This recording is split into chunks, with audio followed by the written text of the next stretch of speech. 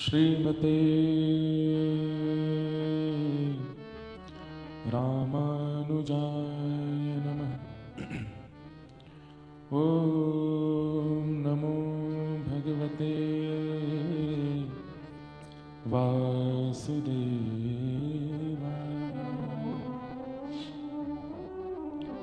ध्येयं सदा परिभवग्नमविष्टदोहम्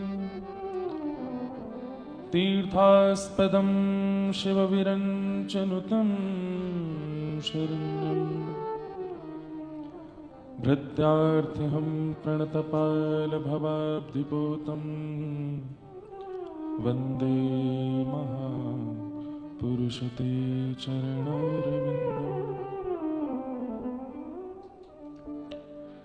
अस्ति स्वस्तरुणीकराग्रविगलत् कल्पप्रसूनप्लुतं वस्तु प्रस्तुतवेणुनादलहरी निर्वाणनिर्व्याकुलम्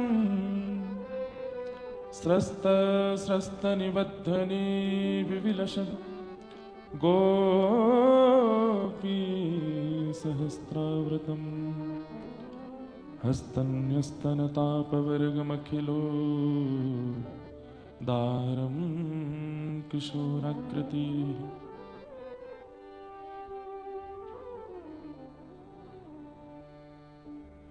कृष्णत्वदीयपदपङ्कजपञ्जरान्ते अद्यैव मे विशतु मानसराजहंस। प्राणप्रयाणसमये कफवातपित्तये कण्ठावरोधनविधौ स्मरणं कुतस्ते। लक्ष्मीनाथ समारम्भां नाथयामुनमध्यमाम् अस्मदाचार्यपर्यन्तां वन्दे गुरुपरम्पराम्। जय जय श्री राधारमण, जय जय नवल किशोर, जय गोपी चितचोर प्रभु, जय जय माखनचोर, जय गोपी चितचोर प्रभु, जय जय माखनचोर। श्री मुक्तिनाथ धाम में पावन पुरुषोत्तम मास के अवसर पर हम आप सब लोग विराजित हैं। आज की द्वितीय दिवस की कथा सत्र में हम प्रवेश करें उससे पूर्व अष्ट सखाओं ने बाल लीलाओं को गाया है, लेकिन उन अष्ट सखाओं के भाव में चतुर्भुज भगवान की भी खूब वंदना है। चतुर्भुज और दो भुज ठाकुर जी का स्वरूप क्या अंकित करता है ये हम कथा में आज बताएंगे, परंतु क्योंकि चतुर्भुज भगवान की ये भूमि है इसलिए उन्हीं को प्रणाम करें। श्री कृष्णदास अष्ट सखाओं में से एक चतुर्भुज भगवान को प्रणाम करते हैं। जो गंडकी नदी है ना, उसको एक नाम चक्रा नदी भी है, क्योंकि वहां से चक्र अंकित शालिग्राम प्रकट होते हैं, इसलिए उसको चक्रा नदी भी कहते हैं। सुदर्शन जी का यहां बहुत प्रभाव है इस भूमि पर, इसलिए ठाकुर जी के चतुर्भुज रूप का स्मरण करते हुए सब लोग आज की कथा में प्रवेश करो। चक्र के धरणहार, गरुण के अवसार, नंद के कुमार, मेरी सुध लीजे। चक्र के धरणहार, गरुण के असवार, नंद के कुमार, मेरी सुधली। गाइए जी। चक्र के धरणहार, करुण के अवसार नंद के कुमार मेरी सुधरी चक्र के धरण हार गरुण के असवार नंद के कुमार मेरी सुध लीजे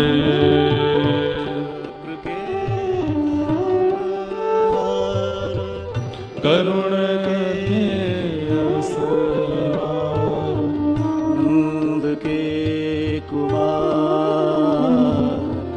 मेरी सुधरी नंद के कुमार मेरी सुध लीजे नंद के कुमार मेरी सुधरी। किस किस को तारा आपने? यमलाक अर्जुन तार्यो गज के उबार्यो यमलाक अर्जुन तार्यो गज के उबार्यो नागनाथन हार मेरो संभारो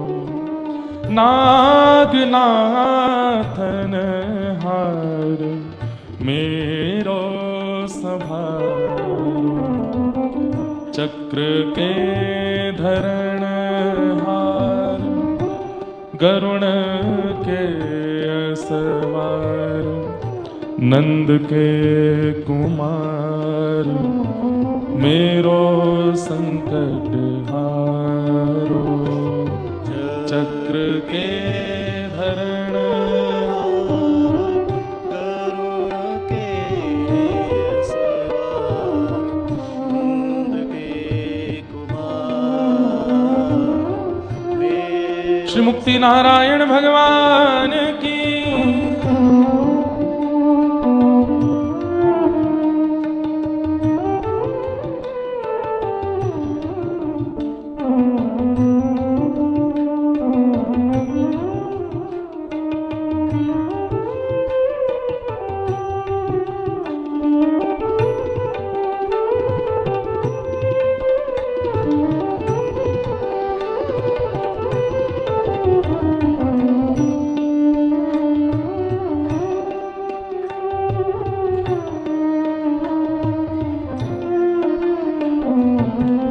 गिरिवर कर धार्यो इंद्र को गर्भ धार्यो गिरिवर कर धारो इंद्र को गर्भ गिरिवर कर धार्यो इंद्र को गर्भ धार्यो गिरिवर कर धारो इंद्र को गर्भ धारो व्रज के रक्षण हार दीनन विचार व्रज के रक्षण हार दीनन विचारो चक्र के धरण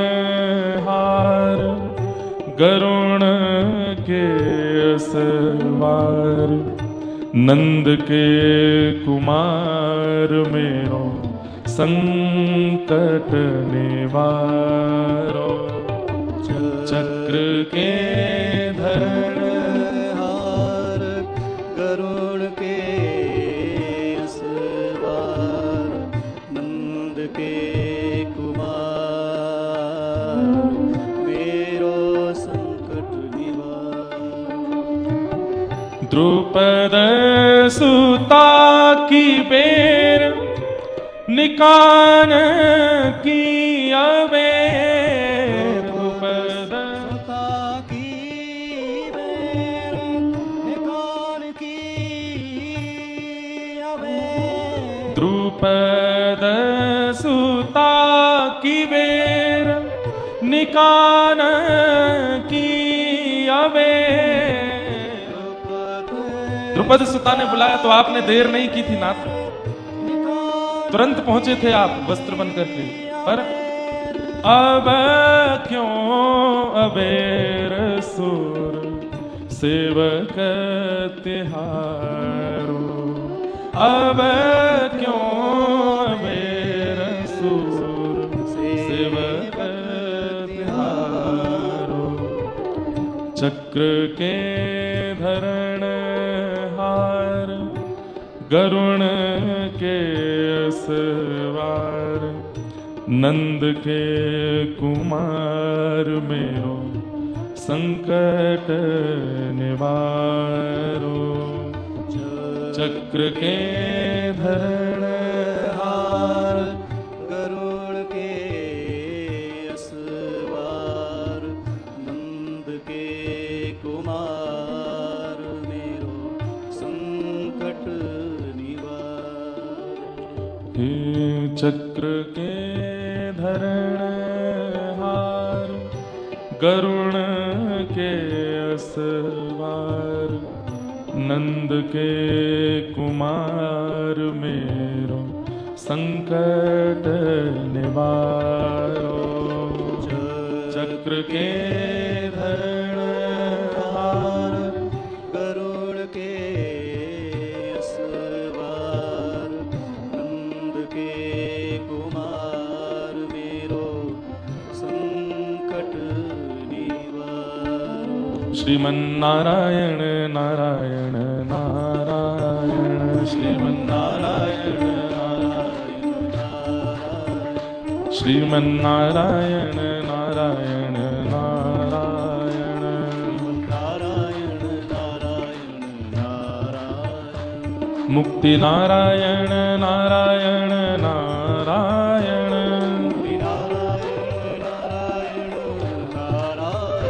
भक्ति नारायण नारायण नारायण, नारायण नारायण नारायण। श्रीमन्नारायण नारायण नारायण,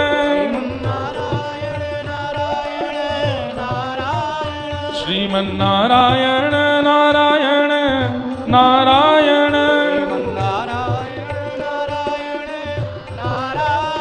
बद्री नारायण नारायण नारायण,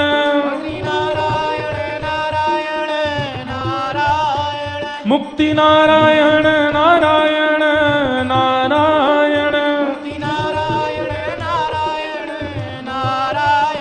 श्रीमन्नारायण नारायण नारायण, श्रीमन्नारायण नारायण नारायण, श्रीमन्नारायण नारायण नारायण, भगवन् नारायण नारायण नारायण, लक्ष्मी नारायण नारायण नारायण, नृसिंह नारायण नारायण नारायण, श्रीमन्नारायण नारायण नारायण, श्रीमन्नारायण नारायण नारायण, हे मुक्ति नारायण नारायण नारायण, हे श्रीमन्नारायण नारायण नारायण, हे श्रीमन्नारायण नारायण नारायण, हे श्रीमन्नारायण, हे मुक्ति नारायण, भक्ति नारायण, गिरधर नारायण श्रीमन्नारायण श्रीमन्नारायण वराह नारायण नरसिंह नारायण श्रीमन्नारायण श्रीमन्नारायण भजमन नारायण श्रीमन्नारायण भक्ति नारायण मुक्ति नारायण जय जय श्री राम जय जय श्री राम जय जय श्री राधे बोलो वृंदावन बिहारी लाल की श्री राधा रमण लाल की श्री राधा वल्लभ लाल की श्रीमद्भागवत महापुराण की सब संतन की सब भक्तन की सब विप्रन की 84 कोस ब्रजमंडल धाम की मुक्तिनाथ धाम की गंडकी मैया की शालिग्राम भगवान की जय पर्वतराज हिमालय की जय पशुपतिनाथ भगवान की जय जय श्री राम जय जय श्री राम जय जय श्री राम द्वारिकाधीश की जय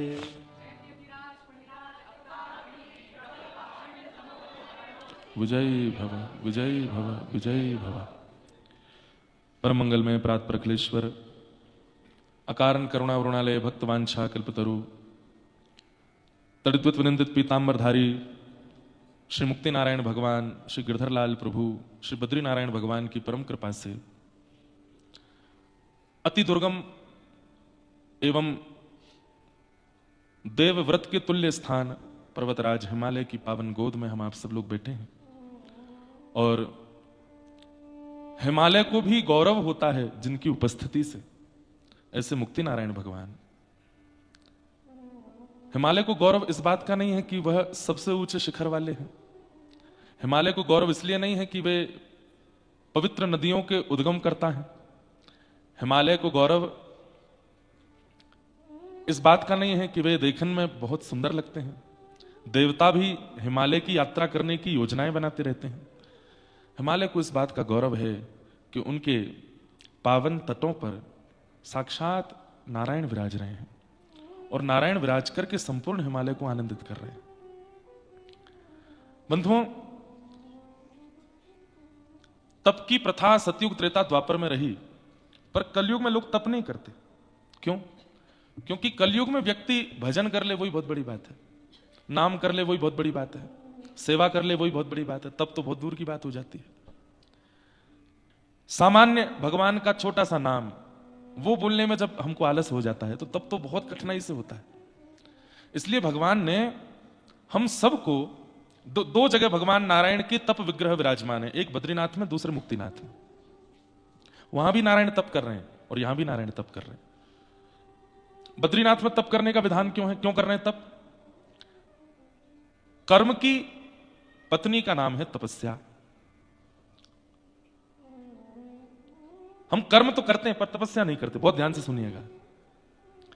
तो भगवान बद्री विशाल वहां तप कर रहे हैं ताकि हम लोग केवल कर्म करें और हमें फल मिल जाया करे, तप ना करना पड़े। बस एक चीज करनी है, क्या? साल में, 2 साल में, 5 साल में एक बार बद्रिकाश्रम चले जाओ। तो उससे क्या होगा कि जो आपके निमित्त भगवान ने तप किया उसका फल आपको मिल जाएगा।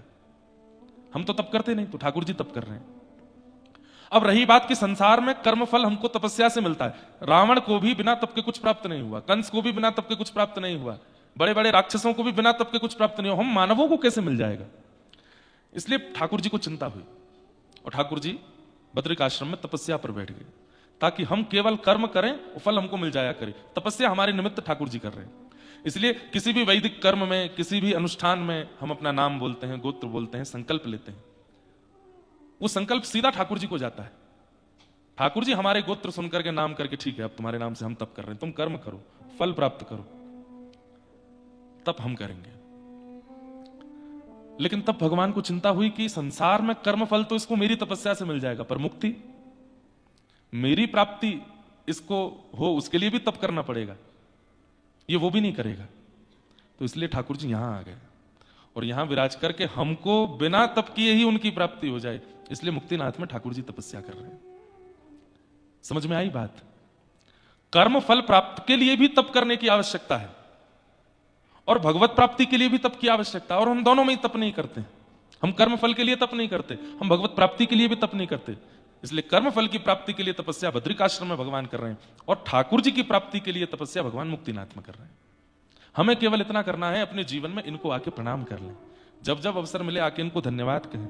हमारी सामर्थ्य तो नहीं तप करने की नाथ, हम इतना ही तप कर सकते हैं कि हम घर से मुक्तिनाथ आ सकते हैं। रास्ते में आने वाली अड़चने, रास्ते में आने वाली रुकावटें, रास्ते में आने वाले जो भी दुर्गम मार्ग हैं, बस इनको ही सह लें, यही तपस्या हमारी।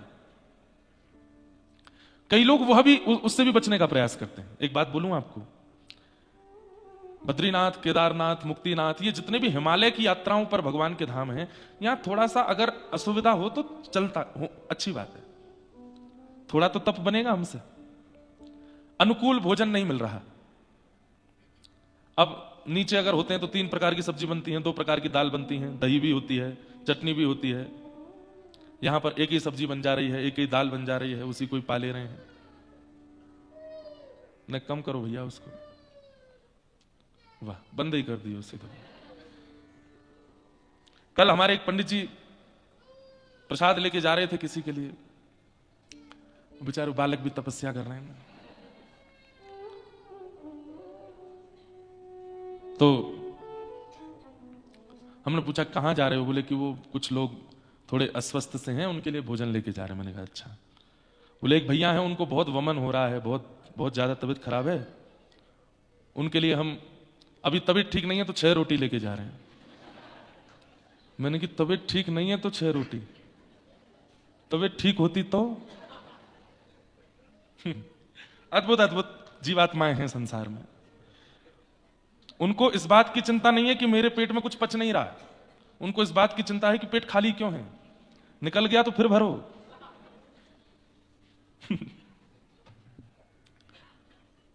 अद्भुत है।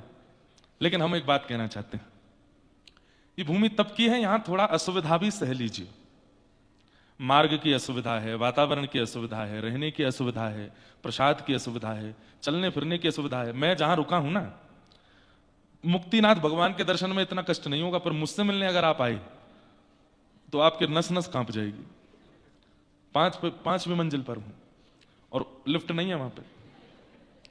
4-5 राउंड तो हमारे ही लगते हैं ऊपर नीचे। एक हमारे पंडित जी हैं, वो एक सीढ़ी चढ़ते हैं फिर रुकते हैं, फिर दूसरी चढ़ते हैं फिर रुकते हैं, तीसरी चढ़ते हैं फिर रुकते हैं। मैंने कहा आप अपना इतना ध्यान क्यों रखते हो? बोले अपना थोड़ी रख रहा हूं, आपका रख सकूं इसलिए अपना रख रहा हूं। मैंने कहा बहुत बढ़िया। एक पंडित जी हैं हमारे, वो तो जब से आए हैं बस कथा मंडप और कमरा, कौन से मुक्तिनाथ, उनको यही नहीं पता दिशा कौन सी है मंदिर की। अद्भुत है, पर थोड़ा सह लीजिए। यहां पर पालकियां भी हैं, यहां पर घोड़े भी हैं। एक बात कहें, धाम के प्रति सबसे बड़ा अपराध क्या है? कि धाम में आते ही 24 घंटे हो गए और आपने धामी का दर्शन नहीं किया। ये सबसे बड़ा अपराध है। और उस अपराध का एक ही फल होता है, पूर्व के पुण्य नष्ट होते हैं। ये जबरदस्ती नहीं लाए गए हैं इन धामों में। कई लोग हमारे इस परिकर के हमसे परेशान रहते हैं, महाराज जी जबरदस्ती क्या दिक्कत है, बंबई कलकत्ता में चल तो रही है कथा है, क्यों मुक्तिनाथ ही जाना है इनको, क्यों बद्रीनाथ ही जाना है? क्योंकि हमें पता है कि हम संसार में जो कर रहे हैं कथा के अलावा, उसके अलावा हमसे भजन तप भाव कुछ बन नहीं रहा है। वो बंद होता है तो आपको पता चलता है, अपने आप हो रहा है। अच्छा, तो एक बार देखो हो जाए तो। वो भी बीमार हो गया है, हाँ। तो यहां थोड़ा सह लीजिए, अच्छा है सहना। रोटी अगर अनुकूल नहीं बनी है तो जैसी बनी है पा लीजिए। दाल में थोड़ी नमक कम है तो उसको भी पा लीजिए, मिर्च मसाले कम है पा लीजिए। स्वाद के लिए नहीं आए हैं यहां पर, कम कर दीजिए थोड़ा, हरि के लिए आए हैं। हम भी तो सह रहे हैं ना, कभी कुछ बढ़ रहा है, कभी कुछ कम, आवाज ज्यादा, ये सहना ही तप है।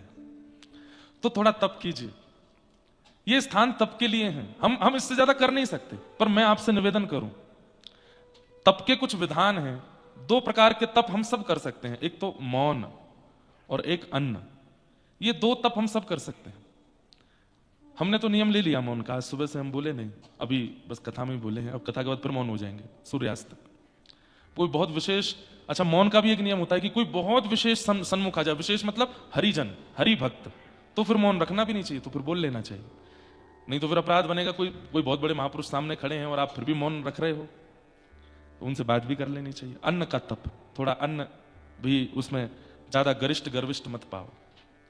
और यहाँ की जो पहाड़ पर्वत श्रृंखलाएं, थोड़ा टोपा उपा लगा के सोल वोल पहन के बैठ जाओ एकांत में। धूप में बैठो तो मुंह पे कुछ लगा लेना, नहीं तो जैसे सांप की कांचरी उतर जाती है ऐसी पूरे ये कांचरी उतर जाएगी। यहाँ की धूप बहुत तेज है, इसलिए जब धूप में बैठो तो कुछ मुख पे लगा लेना। और जब संध्या के समय बैठो तो कान नाक थोड़ी ढक के बैठना, हवा भीतर बर्फीली ना जाए, और नेत्र बंद करके बस ध्यान करना, उस प्रिय स्वरूप का ध्यान करना जिस ध्यान से भक्ति वर्धन होता है। नाम रूप लीला और धाम, चार बातें ध्यान से सुनो। सबसे पहले ध्यान की विधा में है खूब नाम करके ध्यान में जाना चाहिए। खूब नाम करो, और जिस नाम को कर रहे हो उसकी छवि चित्त में बनाते रहो। हरिशरणम हरिशरणम हरिशरणम यदि जप रहे हो तो हरि ये जो पीछे विराजमान है इस छवि का ध्यान कर लो। शंख चक्र गदा पद्म है, गरुण पर विराजमान है, मंद कमल जैसे नेत्र हैं, कमल जैसा मुखमंडल है, कमल जैसी जिनकी सर्वांगण अंग की स्थिति है, ऐसे हरि उनकी मैं शरण में। हरि शरणम जब जब बोलो तब तब हरि सामने खड़े और मैं उनको प्रणाम कर रहा हूं। हरि शरणम, इस प्रकार हरि शरणम नाम जपो। युगल नाम कर रहे हो, राधे कृष्ण कृष्ण कृष्ण राधे राधे, राधे श्याम श्याम श्याम राधे राधे, तो इसमें चिंतन क्या करो, यमुना जी का तट है, पावन गिरिराज जी की तलेटी है, बहुत सुंदर सघन वन है, सुंदर व्रज की रज है, और श्री प्रिया प्रियतम दोनों विहार कर रहे हैं, कभी वंशी बजा रहे हैं, कभी रास कर रहे हैं, कभी मान कर रहे हैं, कभी दान कर रहे हैं। इस प्रकार युगल नाम करते समय युगल की जितनी स्थितियां आपको अनुभव में है सब स्मरण कर लो। अष्टाक्षर मंत्र कर रहे हो जो गुरु प्रदत्त वैष्णव मंत्र है, उस मूल मंत्र को करते समय शालिग्राम भगवान का स्मरण, नारायण का स्मरण, सदगुरु का स्मरण, आचार्यों का स्मरण, गुरु परंपरा का स्मरण, सबका स्मरण करते हुए ध्यान में जाओ। नाम जप के रूप का अनुसंधान, लीला का अनुसंधान और धाम का अनुसंधान, ये चार भाव एक साथ होंगे तब ध्यान लग पाएगा। नाम, नाम से रूप, रूप से लीला और लीला से धाम, इन चारों का स्मरण करके जब आप ध्यान में बैठोगे अद्भुत आनंद होगा। आधा घंटा, 1 घंटा, 40 मिनट, 2 घंटा, जितनी देर बैठ सको बैठो। वहां नहीं बनेगा जहां से हम आए हैं, वहां ध्यान नहीं हो पाएगा, यहां हो जाएगा, यहां हो जाएगा, क्योंकि यहां के वातावरण में ध्यान है। यहां पर धामी ही ध्यान कर रहा है, इसलिए यहां ध्यान हो जाएगा। ध्यान कीजिए।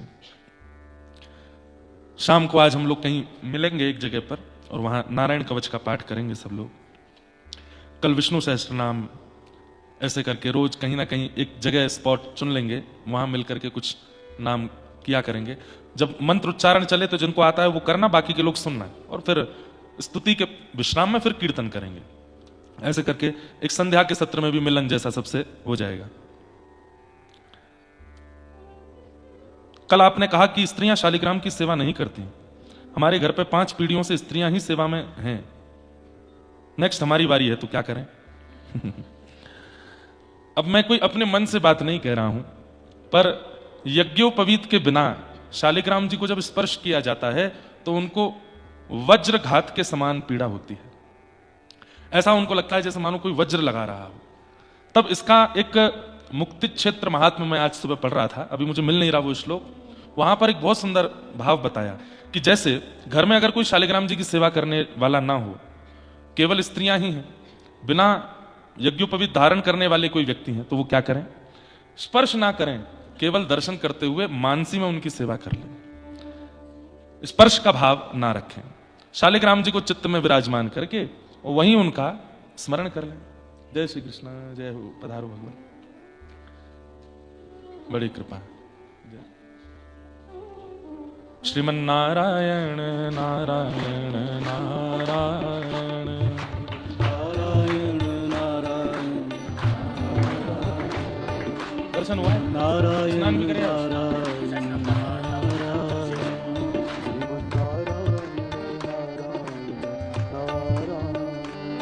श्रीमन्नारायण नारायण नारायण नारायण नारायण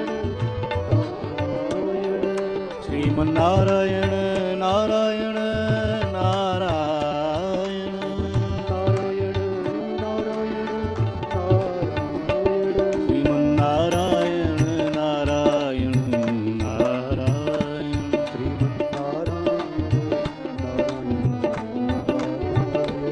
भजमन्नारायण नारायण नारायण।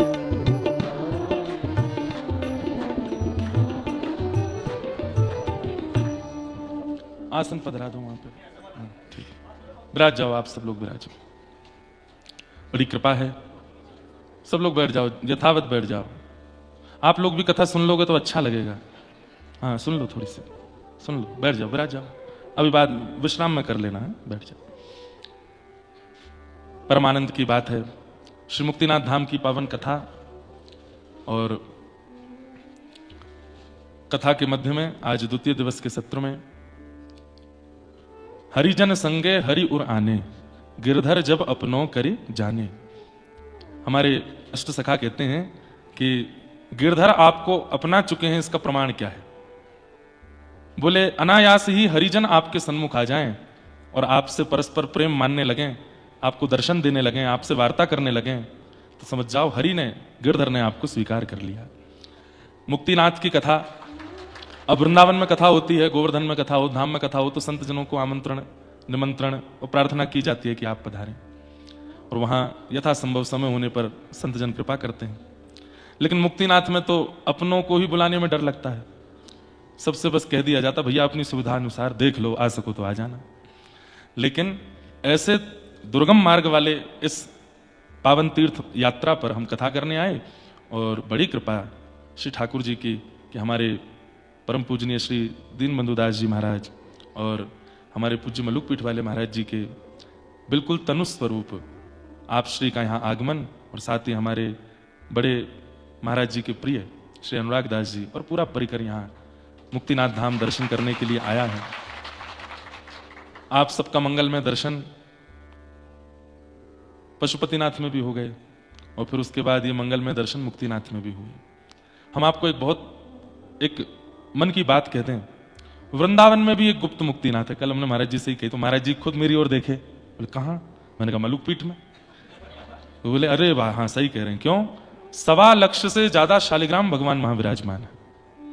आप लोग मलुक पीठ जाएं तो नीचे तो श्री मलुक पीठ बिहारी जी विराज रहे हैं, ऊपर फिर नाम भगवान विराज रहे हैं प्रथम माले पे, और तृतीय माले पर 1.25 लाख से अधिक। कल हम बता रहे थे ना कथा में कि असुचि स्थान पर एक शालिग्राम जी विराज जाएं तो वो स्थान पवित्र हो जाता है। 12 शालिग्राम विराज जाएं तो 3 कोस तक का स्थान पवित्र हो जाता है। लेकिन 1.25 लाख शालिग्राम विराजमान हो जाएं तो जिस स्थान पर वो विराज रहे हैं उस स्थान का जहां तक परकोटा है, मतलब जैसे वृंदावन है, अब वृंदावन तो पूरा 84 कोस है, तो वो अब जैसे मान लीजिए 1.25 लाख शालिग्राम यदि बंबई में विराज जाए तो जितना बड़ा बंबई है उस पूरे बंबई क्षेत्र में कहीं कीट पतंग भी यदि मृत्यु को प्राप्त होंगे तो उनको मुक्ति प्राप्त होगी ही होगी।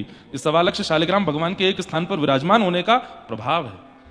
हमारे वृंदावन में मलुक पीठ में 1.25 लाख से अधिक शालिग्राम विराजमान है, साक्षात मुक्तिनाथ भगवान। और ऐसे ही नहीं कि एक जगह रखे हैं, ऐसा लगेगा ऊपर जाएंगे तो जैसे साक्षात शेषनाग विराज रहे हैं और उन पर श्री मुक्तिनाथ भगवान ऐसे पौड़े हैं, ऐसी सुंदर शेषनाग विराजमान, उनके मध्य में शालिग्राम भगवान। और नित्य सेवा होती है, नित्य तुलसी अर्चन होता है, नित्य चंदन तिलक इत्यादि की सेवा पूर्ण रूप से वहां होती है।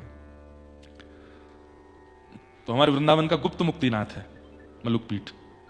अब की बार कभी आप लोग जाएं तो दर्शन करना शालिग्राम भगवान के, अद्भुत है। तो आज मुक्तिनाथ में हमारे परम पूजनीय श्री दीनबंधु दास जी महाराज और परम पूजनीय श्री अनुराग दास जी महाराज, आप दोनों का मंगल में दर्शन हुआ। आपको बारंबार प्रणाम करते हैं, वंदन करते हैं। हमारे पूज्य महाराज जी, उनकी परम कृपा आप दोनों के ऊपर है, और आपके स्पर्श से महाराज जी की महक आने लगती है, महाराज जी का ही अनुभव होने लगता है। महाराज जी तो यहाँ आने से पूर्व आशीर्वाद दिए, पर यहाँ आकर के आप सबका अनुभव मिला तो लगा कि महाराज जी ही आपके रूप में यहाँ आ गए हैं। तो हम लोग निवेदन, आपका जो भाव था कि महाराज जी हमारे यहाँ तो 5 पीढ़ियों से स्त्रियां सेवा कर रही हैं शालिग्राम भगवान की, अगला नंबर आपका है, क्या करें। तो आज ही हम पढ़ रहे थे सुबह, तो वहां स्पष्ट था कि वज्रपात के समान कष्ट होता है शालिग्राम भगवान को अगर कोई बिना यज्ञोपवीत धारण किए उनका स्पर्श करे। कहीं कहीं करा देते हैं माताओं को भी यज्ञोपवीत धारण, अब उसके पीछे क्या रहस्य है, क्या बात, वो बड़े लोग सब संत जन जाने। पर माताओं को तो और सरल कर दिया ना। वहां पर लिखा था कि अगर परिवार में कोई यज्ञोपवीत धारण नहीं करता है और शालिग्राम भगवान की सेवा नहीं हो पा रही है, तो बहुत सुंदर विधा है, बोले क्या स्पर्श मत करो, शालिग्राम भगवान को निहार करके चित्त में धारण करके वही मानसी सेवा कर लो, वही मानसी अभिषेक कर लो, वही मानसी चंदन लगा दो, वही मानसी पुष्प। अब आप कहोगे महाराज जी हमारे मन को संतुष्टि नहीं मिल रही है। देखो भैया, हमारे आचार्यों ने मानसी सेवा को प्रत्यक्ष सेवा से बहुत अधिक बताया। लोग प्रत्यक्ष सेवा तो कर लेते हैं लेकिन मानसी सेवा नहीं बन पाती, क्योंकि मानसी सेवा उसी की बन पाएगी जिसका अंतःकरण बहुत पवित्र होगा। अब प्रत्यक्ष में तो आप लड्डू गोपाल को खूब सजा लो, खूब श्रृंगार कर लो, खूब माला बन, लेकिन कहें कि चलो नेत्र बंद करके अब ध्यान करो, तो नेत्र बंद करके ध्यान करने में तो कुछ पानी पूरी दिख रही है और दुनिया भर के सामग्री दिख रही है, दुनिया भर के विषय वासना व्यसन दिख रहे हैं। मानसी अपवित्र है तो प्रत्यक्ष की सेवा का कोई लाभ नहीं है, लेकिन मानसी पवित्र है तो प्रत्यक्ष सेवा ना भी बने तो भी चलेगा। तो वहां पर लिखा कि जो यज्ञोपवीत धारण नहीं करते और जो माताएं बहनें हैं, 2 स्थिति बताई गई हैं। मैं दूसरी बताना नहीं चाह रहा था लेकिन बता देता हूं। प्रथम कि वो मानसी सेवा करें, दूसरा या फिर उनकी स्थिति ऐसी पहुंच गई हो जैसी कर्मा बाई, या फिर जैसी स्थिति पहुंच गई हो जैसी सबरी, जैसी मीराबाई, या तो उस स्थिति में पहुंच गए हो जहां पर देहाभिमान शून्य हो गए हो। देहाभिमान शून्य क्या होता है? देहाभिमान शून्य क्या होता है? अब बैठे हैं, बैठे बैठे ऐसे बैठ गए, इसका मतलब क्या है? देह अभिमानी है। हम देह अभिमान से शून्य नहीं है। हमारे घुटने ने अभिमान किया कि मुझे पीड़ा हो रही है, थोड़ा कंफर्टेबल करो, हम ऐसे बैठ गए। ये बहुत सूक्ष्म देहाभिमान। देहाभिमान क्या है? बैठे बैठे कमर दर्द हो रही है, पीछे कोई मसनद लगा दो, ये क्या हो गया? देहाभिमान। प्यास लग रही है, पानी पिलाओ, गर्म नहीं थोड़ा ठंडा पिलाओ, देहाभिमान। सब्जी में थोड़ा नमक डालो, दाल में एक नींबू निचोड़ो, थोड़ा सा घी और डाल दो, हाँ अब आया स्वाद, देहाभिमान। देह की प्रत्येक इंद्रियां अपनी अनुकूलताएं खोजती रहती हों, उसी को देहाभिमान कहते हैं। और उससे जब व्यक्ति शून्य हो जाता है तब वह सब वेद विधियों से ऊपर उठ जाता है, तब वह सेवा कर सकता है। हम देहाभिमान शून्य तो नहीं हुए, हम कैसे सेवा कर सकते हैं फिर? इसलिए मानसी सेवा करो, शालिग्राम भगवान की मानसी सेवा करो, अगर यज्ञोपवीत धारण नहीं है तो, और माताएं बहनें सेवा में है तो। बाकी घर में यदि यज्ञोपवीत धारण करने वाले कोई भैया हैं, वो शालिग्राम जी की सेवा सबसे ज्यादा सरल। पूज्य महाराज जी की कथा हम सुन रहे थे, क्या कह रहे? धो के पी लो, दिखा के खा लो। शालिग्राम भगवान को धो के चरणामृत पी लो और नैवेद्य दिखा करके प्रसादी करके पालो, बस, इससे ज्यादा कुछ नहीं करना। श्री शालिग्राम भगवान की सेवा बड़ी सरल है, बस ये एक छोटा सा नियम है, इसको तो पालन करना पड़ेगा। तो आपकी जो भावना है उसका हमने उत्तर दे दिया है। अब देखिए कितनी विडंबना है संसार की कि सरल नियम बता रहे हैं तो मजा नहीं आ रहा है, सरल नियम बता रहे हैं तो आनंद नहीं आ रहा है। कठिन बताओ हमको। अभी कोई व्यक्ति बड़ी पीड़ाओं से युक्त हो जाए, उसको कह दो कि भाई तुम एक काम करो, अष्टाक्षरी किया करो, द्वय मंत्र किया करो, महामंत्र किया करो, विजय मंत्र किया करो, कुछ नहीं करना है, 8 माला करो, बस सब मंगल में होगा। लेकिन उसी को कह दो मंगलवार के दिन सुबह सुबह उठना 3 बजे, कोरे कपड़े पहनना, और फिर क्या करना है? बोले 4 बजे ठीक, कोई देखे ना, देख लेना चारों तरफ नजर घुमा के, कोई देखने ना पावे, सामने कोई पीपल का पेड़ हो, नीम का पेड़ हो, उनको प्रणाम कर लेना। उसके बाद उत्तर दिशा में मुख करके बैठना, आसन बिल्कुल शुद्ध होना चाहिए, उस पर बैठ करके फिर विजय मंत्र करो, फिर महामंत्र करो। अब आपने इतने नियम बता करके बना दिया तो उसका इंटरेस्ट जग जाएगा। सीधे सीधे बोल दो कि भगवान नाम गाओ, नई रुचि बनेगी, लेकिन उसको घुमा फिरा के बहुत सारे ये विशेष दिन पर इतने बजे ही होना चाहिए, ऐसे ही होना चाहिए, इतना ही होना चाहिए, तो उसको आनंद आने लगता है। तो उसको लगता है कि हाँ ये महाराज जी पढ़े लिखे हैं, ज्यादा जानकार है। क्यों ऐसा है? कितना अच्छा है, बढ़िया प्रेम से मानसी सेवा करो, स्पर्श ही नहीं करना, खर्चे ही नहीं करना, सामग्री नहीं लानी, नेत्र बंद करके वहीं सेवा कर लो। लेकिन अब लोगों को लगेगा इसमें मजा नहीं आ रहा है, हमको प्रत्यक्ष सेवा बताओ। प्रत्यक्ष सेवा के लिए तो यज्ञोपवीत वाले ही कर सकते हैं। फिर आपने कहा कि जैसे आपने कहा था कि एक भक्त की वजह से 21 पीढ़ियां तर जाती हैं, किंतु कुंभन दास जी अपने पुत्रों में 7 पुत्रों में से 1.5 पुत्रों को ही भक्त मानते थे, अपना मानते थे, तो क्या उनकी बाकी की पीढ़ियों में भक्त नहीं हुए? चतुर्भुज दास जी को छोड़कर इस तुच्छ की शंका का निवारण करें। क्यों नहीं हुए? कुम्भन दास जी के अब आगे का वंश हमने देखा नहीं है, हुए तो होंगे उनकी कृपा से, भक्तजन तो हुए ही होंगे। और बाकी सबसे बड़ा प्रमाण यह है कि कुम्भन दास जी के कुल में हुए नहीं हुए वो बात छोड़ो, कुम्भन दास जी का चरित्र सुनकर के और उनके भाव सुनकर के कितने भक्त हो गए, कुम्भन दास जी के पदों को सुनकर के कितने चित्त में भक्ति आ गई। तो 21 पीढ़ियां केवल वही थोड़ी होती हैं जो रक्त संबंधित जन्म ले रहे हो, पीढ़ियां तो उससे भी चलती हैं। गोस्वामी तुलसीदास जी का पालन करने वाले, नित्य मानस जी का पाठ करने वाले, क्या गोस्वामी जी उसको अपनी पीढ़ी का नहीं मानते होंगे? ये हमारी वंश का है भैया, ये हमारी प्रणाली से ही चल रहा है। सूरदास जी के द्वारा बताए गए भक्ति प्रणाली को पालन करने वाला वो सूरदास जी के वंश का ही माना जाएगा। तो वंश केवल रक्त संबंधित नहीं होता, संसार में होता है रक्त संबंध से वंश, लेकिन भक्ति में तो कई बार भजन प्रणाली का पालन करने वाला भी उसी वंश का माना जाता है। ये इस वंश के हैं भैया, ये उसी वंश में भक्ति करते आए हैं। तो इस प्रकार 21 पीढ़ियां तो तरती ही हैं एक भक्त के जन्म लेने से, ऐसी भावनाएं हैं। कल हम लोगों ने महात्मा की चर्चा सुनी, आज से प्रथम स्कंद में प्रवेश करते हैं और फिर वहीं आगे की चर्चाओं को आनंद से श्रवण करेंगे। जन्माद्यस्य यतोऽन्वयादितरतः चार्थे स्वविज्ञ स्वराट तेने ब्रह्म हृदय आदि कवये मुह्यन्ति यत्सूरय तेजो वारि मृदाम यथा विनिमयो यत्र त्रिशर्गो मृषा धाम्ना स्वेन सदा निरस्तकुहकं सत्यं परम धीमहि। भागवत जी का प्रथम श्लोक है, सत्यम परम धीमहि। उस परम सत्य का मैं ध्यान करता हूं। कौन है परम सत्य? बोले जन्माद्यस्य यतोऽन्वयाद् इतरतः, जो जन्म मृत्यु आदि के इन संसर्ग चक्रों से अन्वयाद् इतरतः अलग हैं, जो इस संस्कृति में कभी पड़ते नहीं, परंतु इस पूरी संस्कृति के जो अधिष्ठाता है। जन्म उन्हीं की सोचने से होता है, मृत्यु उन्हीं के सोचने से होती है, सृष्टि उन्हीं के चिंतन से चलती है, पर इसका उन पर कोई प्रभाव नहीं है। कृष्ण परक अर्थ करते हुए हमारे आचार्य चरण कहते हैं, जन्माद्यस्य यतोऽन्वयाद् इतरतः, जो परमात्मा जन्म लेते ही अन्वयाद् इतरतः कहां चले गए? बोले गोकुल चले गए, अपने माता पिता को छोड़ के यशोदा मैया के पास चले गए। और वहां क्या किए? चार्थे स्वविज्ञ स्वराट, जो सब जानते हैं, अविज्ञ हैं, अनविज्ञ नहीं है। ठाकुर जी को सब पता है, आप किस भावना से आए हो, कहां से आए हो, किस मन से आए हो, किस स्थिति से आए हो, उनको सब पता है, उनको बताने की आवश्यकता नहीं है। मैं मुक्तिनाथ आया हूं, कैसे कैसे आया हूं, किन किन विचारों को लेकर के आया हूं, यहां आकर के किन किन प्रकार के विचारों में हूं, ये सब जिन्हें पता है। चार्थे स्वविज्ञ स्वराट, जो अविज्ञ हैं, जय हो, अविज्ञ हैं, अनविज्ञ नहीं है। पूतना रूप बदल करके आई, पर देखते ही पहचान गए कौन है, राक्षसी है, और तुरंत अपने नेत्र मूंद लिए, नहीं देखा उसकी ओर। जो दृष्टि की अधिकारिणी नहीं है उसको नहीं देखेंगे। चार्थे स्वविज्ञ स्वराट, अविज्ञ है। एक बहुत सुंदर कथा आती है कि ठाकुर जी को बिन बताए सब पता है। इस पर विश्वास बहुत जल्दी नहीं बन पाता हम लोगों का। ये स्वभाव बन गया हम मानवों का कि मंदिर जाके हमको लगता है कि एक बार तो बता चले इनको कि ये पीड़ा है। और गणेश जी के, शंकर जी के मंदिरों में तो विशेष है। गणेश जी के मंदिर में मूषक के कान पर ज्यादा भीड़ लगी रहती है, गणेश जी के दर्शन में कम है। शंकर जी के मंदिरों में नंदी जी के कान के पास ज्यादा खड़े हैं। क्यों? बता तो चले। भैया लेके गोद में विराजो, थोड़ी देर कथा सुनो। हाँ विराज जाओ, यहीं बैठ जाओ, सामने बैठ जाओ। क्या बता रहा था मैं? हाँ, तो एक ये मानव स्वभाव बन गया है, हम लोगों को बताने की बड़ी स्थिति रहती है कि हम बता दें।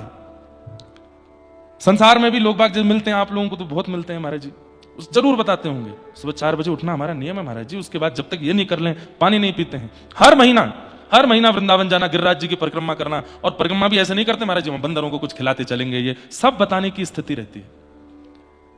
और यही स्थिति फिर ठाकुर जी के साथ घटने लगती है। मुक्तिनाथ आए हैं, इतना क्रम श्रम करके आए हैं, बता तो चलें पीड़ा कितनी है हमारे जीवन में। फैक्ट्री खोली थी, वो बंद होने वाली है, हे मुक्तिनाथ भगवान थोड़ा वहां देख लेना, उसका भी ध्यान, बालक का विवाह नहीं हो रहा वो भी देख लो, पैर थोड़े खराब हो गए हैं, पिट्ठू पे चढ़ के आना पड़ा है ऊपर, थोड़ा इन पे भी ध्यान दे लो। बताना हमको बहुत स्वभाव बन गया हम मानवों का। लेकिन भागवत जी क्या कह रहे हैं? वो अविज्ञ हैं, अनविज्ञ नहीं है, सब पता है उनको। एक देवाजी का चरित्र आता है भक्तमाल जी में। 4 भुजानाथ जी का मंदिर है उदयपुर में ही है, उदयपुर के पास ही है। मीराबाई के वंश ने भी उनकी सेवा की और आज के जो उदयपुर का राजवंश है वो आज भी उनकी सेवा करते हैं, चार भुजानाथ जी। तो चार भुजानाथ जी की मंदिर में एक सेवा में रहते थे श्री देवा जी।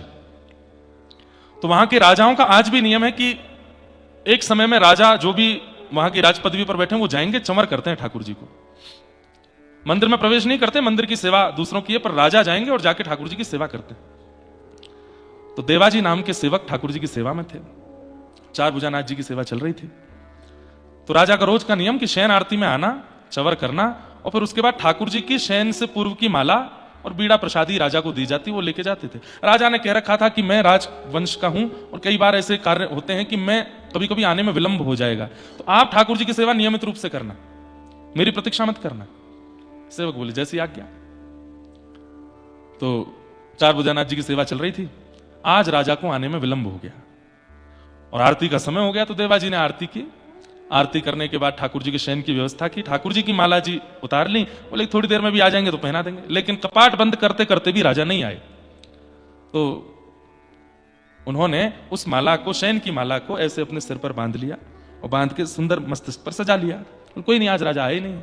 और जैसे ही कपाट बंद करके माला सिर पर धारण करी, इतने में ही ढोल नगाड़े बज गए, राजा आ गया।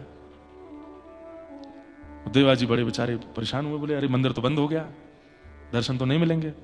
कोई बात नहीं, माला जी सिर पर ही तो धारण करी है, गले में थोड़ी पहनी है, और हो भी जाए तो कौन सी बड़ी बात है। ठाकुर जी की प्रसादी एक बार हरिजन पहन लें, उनकी प्रसादी हो जाए, हरि की प्रसादी, हरिजन की प्रसादी फिर हमें मिले तो और अच्छा। तो देवाजी ने तुरंत माला उतार ली। राजा आए, बोले मंदिर बंद हो गए, बोले जी समय हो गया। तो कोई बात नहीं, चौखट को प्रणाम कर लिया और देवाजी ने कहा माला जी है ठाकुर जी की, मैं पहना देता हूं। जैसे ही कंठ में पहनाई, राजा का नियम था माला जी लेकर के सूंघते थे, उसकी सुगंध लेते थे, माला का दर्शन। तो जैसे माला का दर्शन किया तो वहां देवाजी के श्वेत बाल कोई टूट के माला में इर्ज गया। अच्छा एक बात बताएं, ये इर्जते नहीं है, ये ठाकुर जी इर्जाते हैं। ठाकुर जी जानबूझ करके अपने चरण में आए हुए भक्त की परीक्षा लेते ही लेते हैं। इसलिए भैया चरणाश्रित भयो तो परीक्षा के लिए थोड़ी कमर पक्की करके रखा करो। कुछ भी हो सकता है, कैसे भी हो सकता है, ये कुछ भी कर सकते हैं, इसलिए तैयारी रखिएगा हर चीज की। राजा ने जैसी माला देखी तो माला में केश देके तुरंत देवाजी के सिर पर गए, तो सफेद केश थे, बूढ़े बुजुर्ग, वो भी व्यंग में बोले भगवान बूढ़े हो गए हैं क्या, भगवान के बाल पक गए हैं क्या। तो देवाजी के मुख से उन्होंने झूठ नहीं बोला, लेकिन अनायास मुख से निकल गया, हाँ ठाकुर जी बूढ़े हो गए। अच्छा भगवान बूढ़े हो गए, हमारे चार भुजानाथ बूढ़े हो गए? बोला हाँ, कल आता हूं सुबह मंगला में, और मंगला में मुझे ठाकुर जी के केश का दर्शन करना है, देखूं तो सही कितने बूढ़े हो गए भगवान। और यदि ऐसा नहीं हुआ तो फिर आप अपने जीवन के लिए प्रार्थना कीजिएगा ठाकुर जी से। और वो तो चले गए, देवाजी रोने लगे।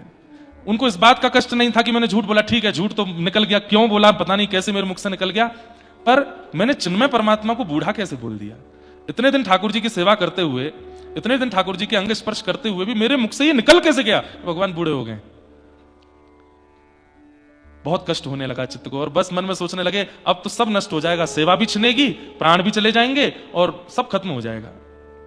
लेकिन तुम जानत सब अंतर्यामी, तुम जानत अंतर्यामी, करनी कछु ना करी, हाँ करनी कछु ना करी, मुरी राखो लाज हरी, मुरी राखो लाज हरी। बोलना नहीं पड़ता है।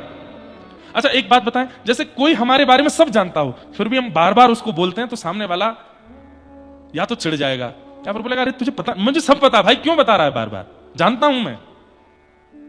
ठाकुर जी को मत बताओ, कहना नहीं है। और एक प्रेम का स्वरूप होता है कि बिना कहे सह लेना। जैसे अब मान लीजिए हम और महाराज जी प्रेमी, अब महाराज जी को कोई कष्ट हुआ, चलते चलते पैर में कुछ लग गया, अब महाराज जी जब मेरे पास आए, मैंने कहा महाराज जी रास्ते में कोई दिक्कत तो नहीं, सब हाँ बहुत बढ़िया बहुत अच्छा। ये एक प्रेम का स्वरूप होता है कि हम कष्ट सह करके भी अपने प्रेमी को ना बताएं, क्यों, चिंता हो जाएगी, उसको पीड़ा में आ जाएगा। माँ कभी कभी बालकों के साथ ऐसा करती है, बहुत दिन में बालक घर आता है, माँ से पूछता है ठीक था ना, सब ठीक है ना, आप ठीक हो, कोई कष्ट तो नहीं। माँ को बुखार भी आया था एक दिन, माँ का बीपी भी आई हुआ था एक दिन, माँ का शुगर भी फ्लक्चुएट हुआ था, लेकिन बालक को चिंता ना हो, नहीं बता, नहीं बहुत अच्छा, मैं तो चक्क खाती थी, हैं, ये बहू बनाती थी, खूब बढ़िया प्रेम से सोती थी, बालक को नहीं बताती। ऐसा ही प्रेम कभी कभी ठाकुर जी के सामने प्रस्तुत कीजिए, सह करके भी मत बोलिए। सुदामा जी महाराज पैदल चल करके गए, महीनों में पहुंचे हैं द्वारिका। ठाकुर जी जब पूछते हैं सुदामा जी कैसे हो, बोले मुझसे ज्यादा सुखी संसार में कोई नहीं है। धोती फटी हुई है, तन की स्थिति सब बता रही है, घर में बच्चे भूखे प्यासे हैं, और सुदामा जी कह रहे हैं मुझसे ज्यादा सुखी कोई नहीं है।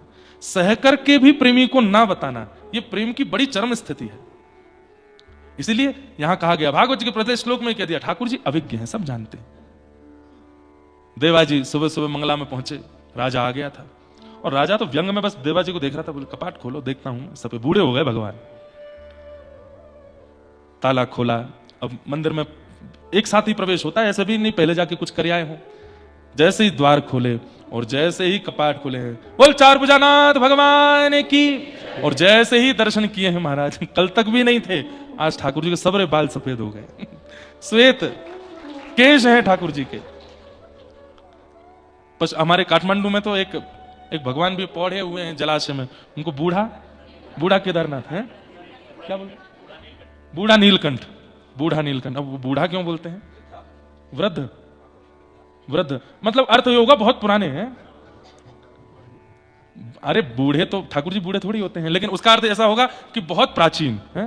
बूढ़ा नीलकंठ दर्शन करना अगर काठमांडू जाओ तो बहुत सुंदर है। और उनकी भी ऐसा है कि नीचे ऐसे देखो तो जलाशय में उनकी मुखमंडल दिखता है, हो ही नहीं सकता ऐसा, लेकिन वो दिखते हैं। और वो छोटे छोटे ब्रह्मचारी वहां सेवा करते हैं, इतना सुंदर वहां पे अनुभव होता है ठाकुर जी का। तो आज कौन हो गए? बोले बूढ़े चार भुजानाथ, बाल सफेद हो गए। सब लोग देख करके आश्चर्यचकित हो गए। देवाजी के तो नेत्रों से अश्रुधार गिरने लगी।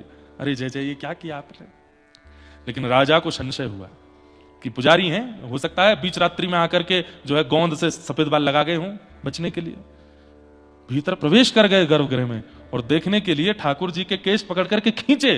तो कहते हैं जैसे ही खींचे, कमल नयन भगवान जो बिल्कुल मंद मुस्काते हुए खड़े थे चार भुजानाथ जी, तो जैसे केश खींचने पर एक सिसकारी मुख से निकलती है और भौहें ऐसे हो जाती हैं, और व्यक्ति को जैसे पीड़ा में उसका मुखमंडल हो जाता है, चार भुजानाथ जी के मुख से सिसकारी निकली, और जैसे केश खींचने पर जो आवाज आती है या जैसा मुखमंडल, बिल्कुल वैसा मुखमंडल हो गया।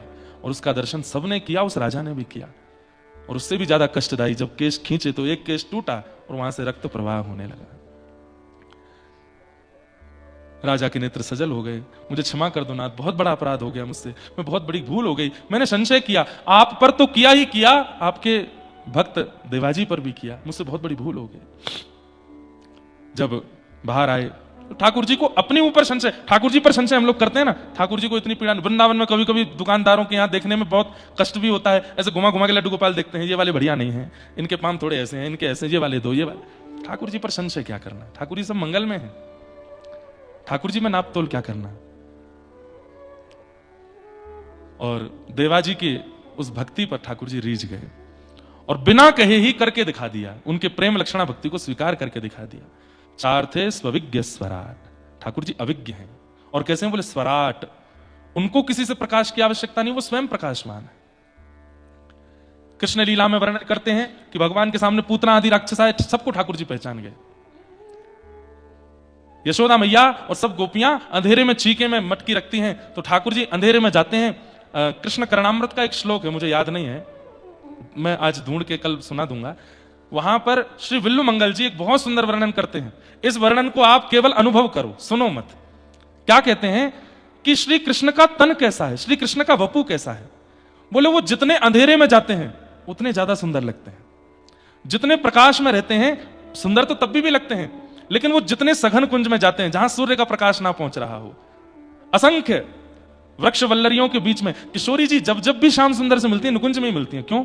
जहां सूर्य का प्रकाश ना पहुंचे। और वहां जब ठाकुर जी जाकर के बैठते हैं अंधेरे में, तब ठाकुर जी की नील सरोर कांति जब उठने लगती है। कैसा है ठाकुर जी का तन? अभिनव जलधर सुंदर, अथाह जलाशय जहां होता है तो गहरे जल का जैसा वर्ण होता है वैसा वर्ण है ठाकुर जी का, और अंधेरे में वो और खिलने लगते हैं। तो किशोरी जी ठाकुर जी को और अंधेरे में ले जाती हैं और भीतर ले जाती हैं, और जहां पे सूर्य का प्रकाश ना हो वहां ले जाके बैठती हैं। और वहां जाकर के किशोरी जी जब ठाकुर जी को देखती हैं, ऐसा सुंदर अंग प्रकट होता है ठाकुर जी का, ऐसी सुंदर कांति दिखती है ठाकुर जी की। सूर्य में ठाकुर जी इतने प्रिय नहीं लगते जितने अंधेरे में प्रिय लगते हैं। वो तो विनोद की बात है, हम लोग ठाकुर जी को ऐसे बोल देते, कभी कभी आनंद विनोद में बोल देते हैं, कालिया बोल रहे हैं, कजुकारो ठाकुर, शालिग्राम भगवान है। इनके संग एक क्रम करके देखो, घनघोर अंधेरा में शालिग्राम भगवान को देखो, बिल्कुल कृष्ण कांति है शालिग्राम भगवान की, ऐसे ही है ठाकुर जी। शालिग्राम भगवान को कभी, ये मैंने भी किया नहीं है, लेकिन बिल्लो मंगल जी ने कृष्ण करणामृत में कहा है, तो एक बार करके देखो। अंधेरे में ठाकुर जी को देखो। और सुंदर बताऊं, बहुत धीमा सा दिया जला दो और तब घर के ठाकुर जी का दर्शन करो, बहुत सुंदर लगते हैं। दिए में ठाकुर जी का मुखमंडल जितना, इसलिए दक्षिण भारत में कहीं भी चले जाओ, कहीं लाइट नहीं है गर्भगृह में, सब जगह दिए में ठाकुर जी। हमारे वृंदावन के बिहारी जी भी दिए में ही दर्शन देते हैं, और भी कई, दाऊ जी में, हमारे ब्रजमंडल में दाऊ जी भी दिया में ही दर्शन देते हैं। कृष्ण वर्ण जो है उसका जो ठाकुर जी का अंतः प्रकाश जो है वो अंधेरे में ही दिखता है। बद्री विशाल भगवान, वहां पर भी दिया जलता है, वहां पर भी अंदर लाइट नहीं है, बाहर से भले ही लगा दें, लेकिन ठाकुर जी का अंग कैसा है? स्वराट। वो अपने प्रकाश से प्रकाशित रहते हैं, अपने प्रकाश से प्रकाशित रहते हैं, तो इतना आनंद कर देते हैं, तो इतने आकर्षक हैं। चार्थे स्वविज्ञ स्वराट तेने ब्रह्म हृदय आदि कवये मुह्यन्ति यत्सूरयः। ब्रह्मादि देवताओं को भी जो ज्ञान प्रदान करते हैं, इंद्रादि देवताओं को भी जो अपनी लीला पर मोहित कर लेते हैं, ऐसे परमात्मा तेने ब्रह्म हृदय आदि कवये मुह्यन्ति यत्सूरयः, बड़े बड़े देवताओं को भी जो मोहित कर लेते हैं। तेजो वारि मृदाम यथा विनिमयो, पृथ्वी अग्नि जल वायु आकाश, पंच तत्व। अच्छा, पंच तत्व का दर्शन मुक्तिनाथ में होता है। कल महाराज जी से रात में हम चर्चा कर रहे थे कि ऊपर दो ज्योति हैं। अच्छा महाराज जी, आज सुबह ये मुक्ति क्षेत्र महात्म्य है, इसमें मैं पढ़ रहा था, तो ब्रह्मा जी ने एक बार यहां पर यज्ञ किया और अग्नि रूप में महादेव का आवाहन किया, जल रूप में नारायण का आवाहन किया। तो इसीलिए दो अग्नि जो है वहां पर, एक पाषाण से प्रकट होती है और दूसरी जल से प्रकट होती है, वो दोनों हरि और हर के रूप में विराजमान है। और दूसरा बात यह है कि पंच तत्व हैं हमारे शरीर में, पृथ्वी जल अग्नि वायु आकाश। उन पंच तत्वों का भी समावेश वहां होता है। पंच तत्व मंदिर है वो, जहां पर अग्नि दर्शन होते हैं। ऊपर आप लोग गए कि नहीं? बुद्ध जी की जहां पर स्वरूप है उसके बगल में ही भीतर है, नीचे झुक के देखना पड़ता है, दो अग्नि के स्वरूप दिखाई देते हैं। वहां पंच तत्व है, पृथ्वी जल अग्नि वायु आकाश, सब कुछ है वहां पर। तो उन पांचों का तत्व यहां पर विराजमान है। पंच तत्वों को ठाकुर जी ने पवित्र किया कृष्ण लीला में। कैसे? पृथ्वी मृदभक्षण लीला से, तृणावर्त का वध करके भगवान ने वायु को पवित्र किया, कालिया नाग का मर्दन करके भगवान ने जल को पवित्र किया, 2 बार दावाग्नि का पान करके अग्नि को पवित्र किया, और महाराज करके भगवान ने आकाश को पवित्र किया। और इन पंच तत्वों से हमारा शरीर बना। इस प्रकार एक बात कहते हैं तो कोई अतिशयोक्ति नहीं, हम सब भगवान की प्रसादी हैं, सब भगवान के प्रसाद से मुक्त युक्त हैं। लेकिन प्रसादी का सबसे बड़ा सुंदर स्वरूप है कि उसमें तुलसी पधराई हुई हो। मतलब हम वैष्णवी दीक्षा लेकर के कंठ में तुलसी धारण करें, सिर पर उर्दपुंड धारण करें, तो हम ठाकुर जी की प्रसादी माने जाएंगे, नहीं तो नहीं माने जाएंगे। तो जो बिना तुलसी के, बिना तिलक धारण किए घूम रहे हैं, पंच तत्व से तो वो भी बने, पर ठाकुर जी के प्रसाद के योग्य नहीं है, भोग के योग्य नहीं है। हम तिलक धारण करके, कंठी पहन करके ठाकुर जी को बता देते कि हम आपके लायक हैं नाथ, स्वीकार करके देखो एक बार। चार्थे स्वविज्ञ स्वराट तेने ब्रह्म हृदय आदि कवये मुह्यन्ति यत्सूरयः तेजो वारि मृदाम यथा विनिमयो यत्र शर्गो मृषा। ये संसार अति मिथ्या है, लेकिन माया के कारण सत्य सा प्रतीत होता है। मन पंछी उड़ जई है जादन, सूरदास जी कह रहे हैं, मन पंछी उड़ जई, मन पंछी उड़ जई है। इस पद की एक पंक्ति मुझे बहुत बढ़िया लगती है। जा प्रियतम सो प्रीत घनेरी, जा प्रियतम सो प्रीत घनेरी, सो देख डर जई है, सो देख डर जई। सूरदास जी कहते हैं, जा प्रियतम सो प्रीति घनेरी, सो देख डर जई है। मृत्यु के उपरांत यदि प्रेमी दिख जाए तो क्या होगा? हमारे किसी अत्यंत सन्निकटवर्ती व्यक्ति हमें छोड़ के चला जाए और उसके जाने के 10-15 दिन बाद हम रो रो के बेहाल हैं, आंखें सूज गई हैं, और 10-15 दिन बाद अगर वो व्यक्ति हमें दिख गया तो भूत पिशाच निकट नहीं आवे, महावीर जब नाम सुनावे, ना सरो करे पीरा, जब निरंतर हनुमत बीरा, संकट ते हनुमान छुड़ावे, मन क्रम वचन ध्यान जो लावे। महाराज जी क्या हमारे वो दिखते हैं? कुछ तो बताओ, कैसा संसार है? और इस संसार में जो अप्रकट होने पर भय दे रहा है, उसको हम प्रकट रूप में अपना कैसे मान सकते हैं? आप लोग कहेंगे महाराज जी हमको नहीं लगेगा भय अगर हमारे वो प्रकट हो जाए तो। मुक्तिनाथ भगवान से मांग लो, रात्रि 8 बजे के बाद सुनसान हो जाता है मुक्तिनाथ, है ना? आपका जो बहुत प्रिय रहा हो उसका चिंतन करके मुक्तिनाथ भगवान से कहना, आज मैं रात्रि 12 बजे निकलूंगा पहाड़ों पर, मेरे उस प्रिय को एक बार दिखा तो दो मुझे।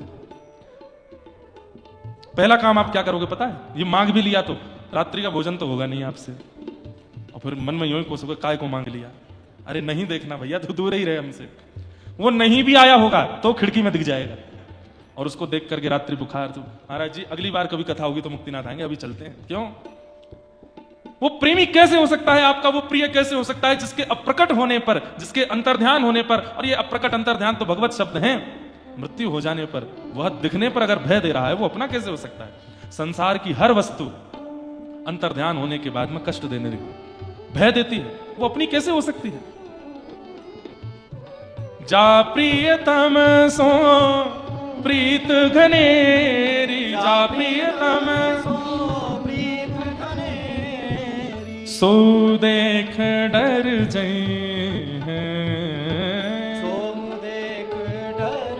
कौन है ऐसा जिससे कभी डर नहीं लगता? बिन गोपाल को नहीं अपनो, बिन गोपाल को, बिन गोपाल को नहीं अपनो, जासों की रहती रही है,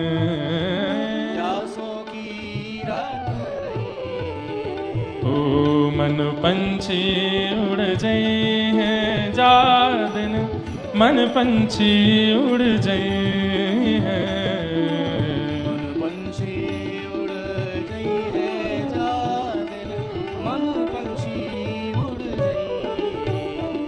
जा प्रियतमसों प्रीति घनेरी, सो देख डर जाई है। तो फिर ये संसार कैसे अपना हो सकता है?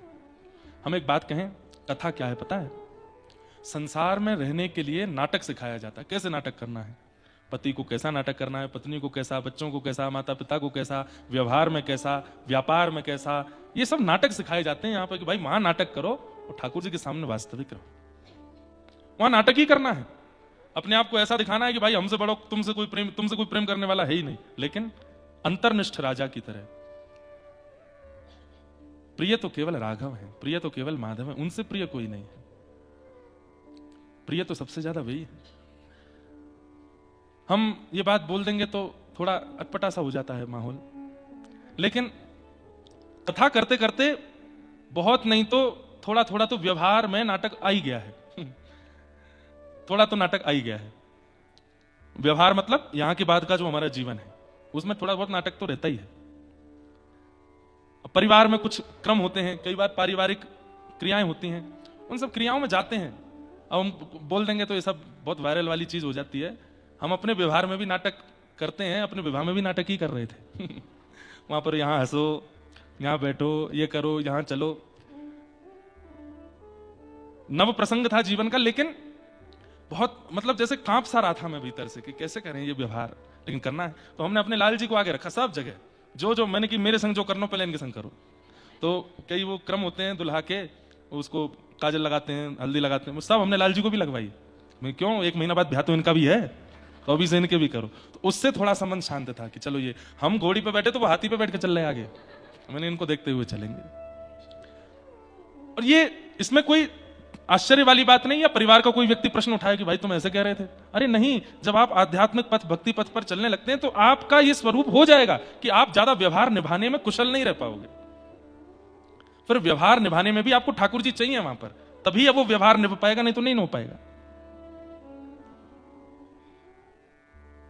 तो एक स्वरूप है, जब आप ठाकुर जी को अपना मानते हैं तो व्यवहार जगत में थोड़ी असुविधा सी तो होती है। यत्र शर्गो मृषा, ये संसार अमृष है, लेकिन माया के कारण सत्य सा प्रतीत होता है। झूठा है लेकिन सत्य जैसा लगने लगता है। तो क्या करें, हम इस संसार को असत्य तो नहीं मान सकते। अगर असत्य मान के जीने लग जाए तो हम मानव नहीं रह पाएंगे। फिर देवता हो जाएंगे। अब मेरे सामने आप आए, मैंने कहा तुम तो असत्य हो बेटा, तुम्हारा कोई अस्तित्व नहीं है, ये सब माया है, मैं भी माया हूं, तुम भी ऐसे करके रहने लग गया तो दो बातें होंगी, या तो सिद्ध घोषित हो जाऊंगा या पागल, दो ही चीजें घोषित हो जाएंगी। तो ऐसे करके रह तो नहीं सकते, तो क्या करें? संसार को असत्य मानना असंभव है, संसार तो सत्य ही लगेगा, तो क्या करो? सत्य संसार में सत्य परमात्मा का अनुभव करने लग जाओ। हाँ, ये संसार सत्य है, ये संबंध सत्य है, ये परिवार सत्य है, ये धन सत्य है, ये संपदा सत्य है, ये परिवार, ये घर सत्य है, पर इन सब में ठाकुर जी को विराजमान कर लो। तो फिर घर सत्य लगे तो भी अच्छा, पत्नी सत्य लगे तो भी अच्छे, बच्चे सत्य लगे तो भी अच्छे, संपत्ति सत्य लगे तो भी अच्छे। क्यों? सब में ठाकुर जी विराज गए। संसार है मिथ्या, लेकिन आपने सब जगह ठाकुर जी को विराजमान कर दिया, सर्वम खलु इदम ब्रह्म, तो फिर उसको सत्य मानने में दिक्कत नहीं है, क्योंकि सब जगह ठाकुर जी बैठे हैं। मीराबाई, सूरदास, जितने भी भक्तों के चरित्र आप सुनते हैं, ये भी संसार में रहे, जानते हुए भी कि ये संसार मिथ्या है, पर सब जगह गिरधर को बैठा दिया, सब जगह गिरधर को बैठा दिया, तो निर्वहन करने में दिक्कत नहीं हुई, अच्छे से निर्वहन हो पाया।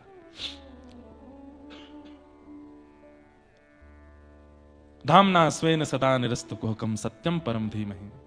अपने धाम को प्रस्थान करने से पूर्व भगवान उद्धव जी को ज्ञान उपदेश करते हैं। ऐसे परम सत्य परमात्मा श्री कृष्ण को हम बारंबार प्रणाम करते हैं। सत्यम परम धीमहि। हमको पता थी महाराज जी एक श्लोक की व्याख्या सुन के जाएंगे, तो मैं और देर तक खींच रहा था कि नेक और बैठ जाए। ये माला है महाराज जी यहाँ की, लेकिन थोड़ी देर बाद उतार दी आते सिर में दर्द है जाए। आओ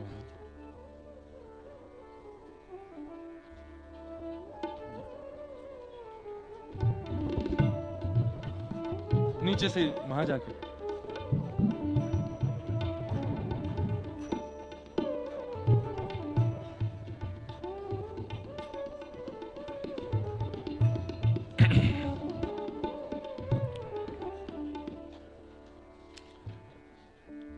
सत्यम परम धीमहि।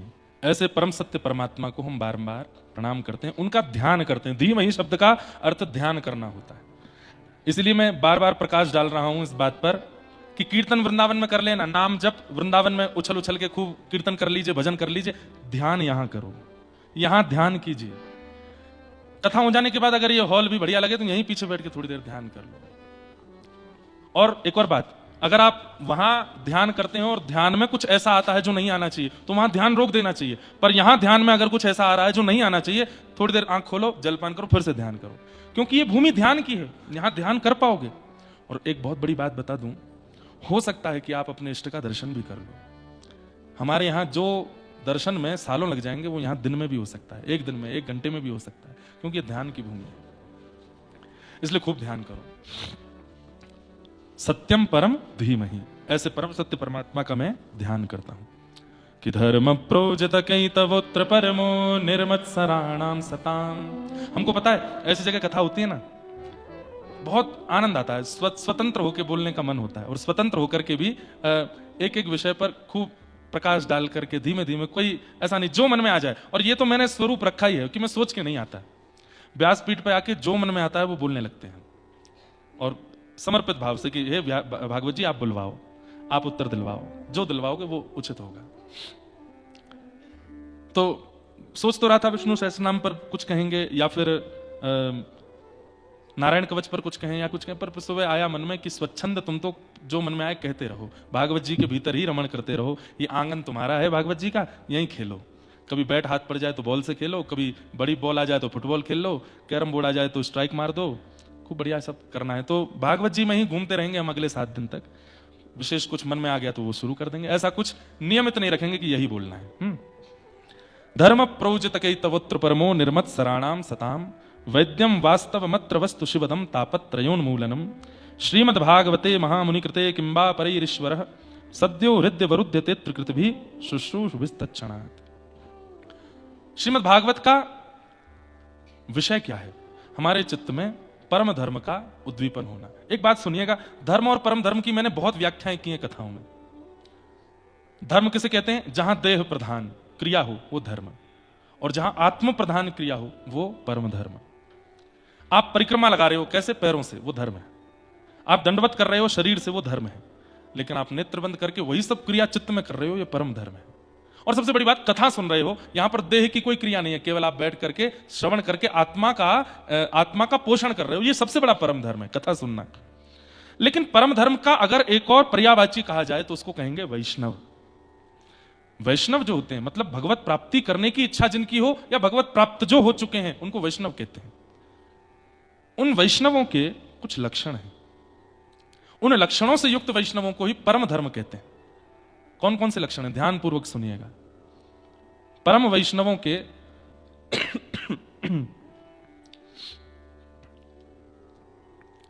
6 लक्षण कौन कौन से? उसमें सबसे पहला लक्षण है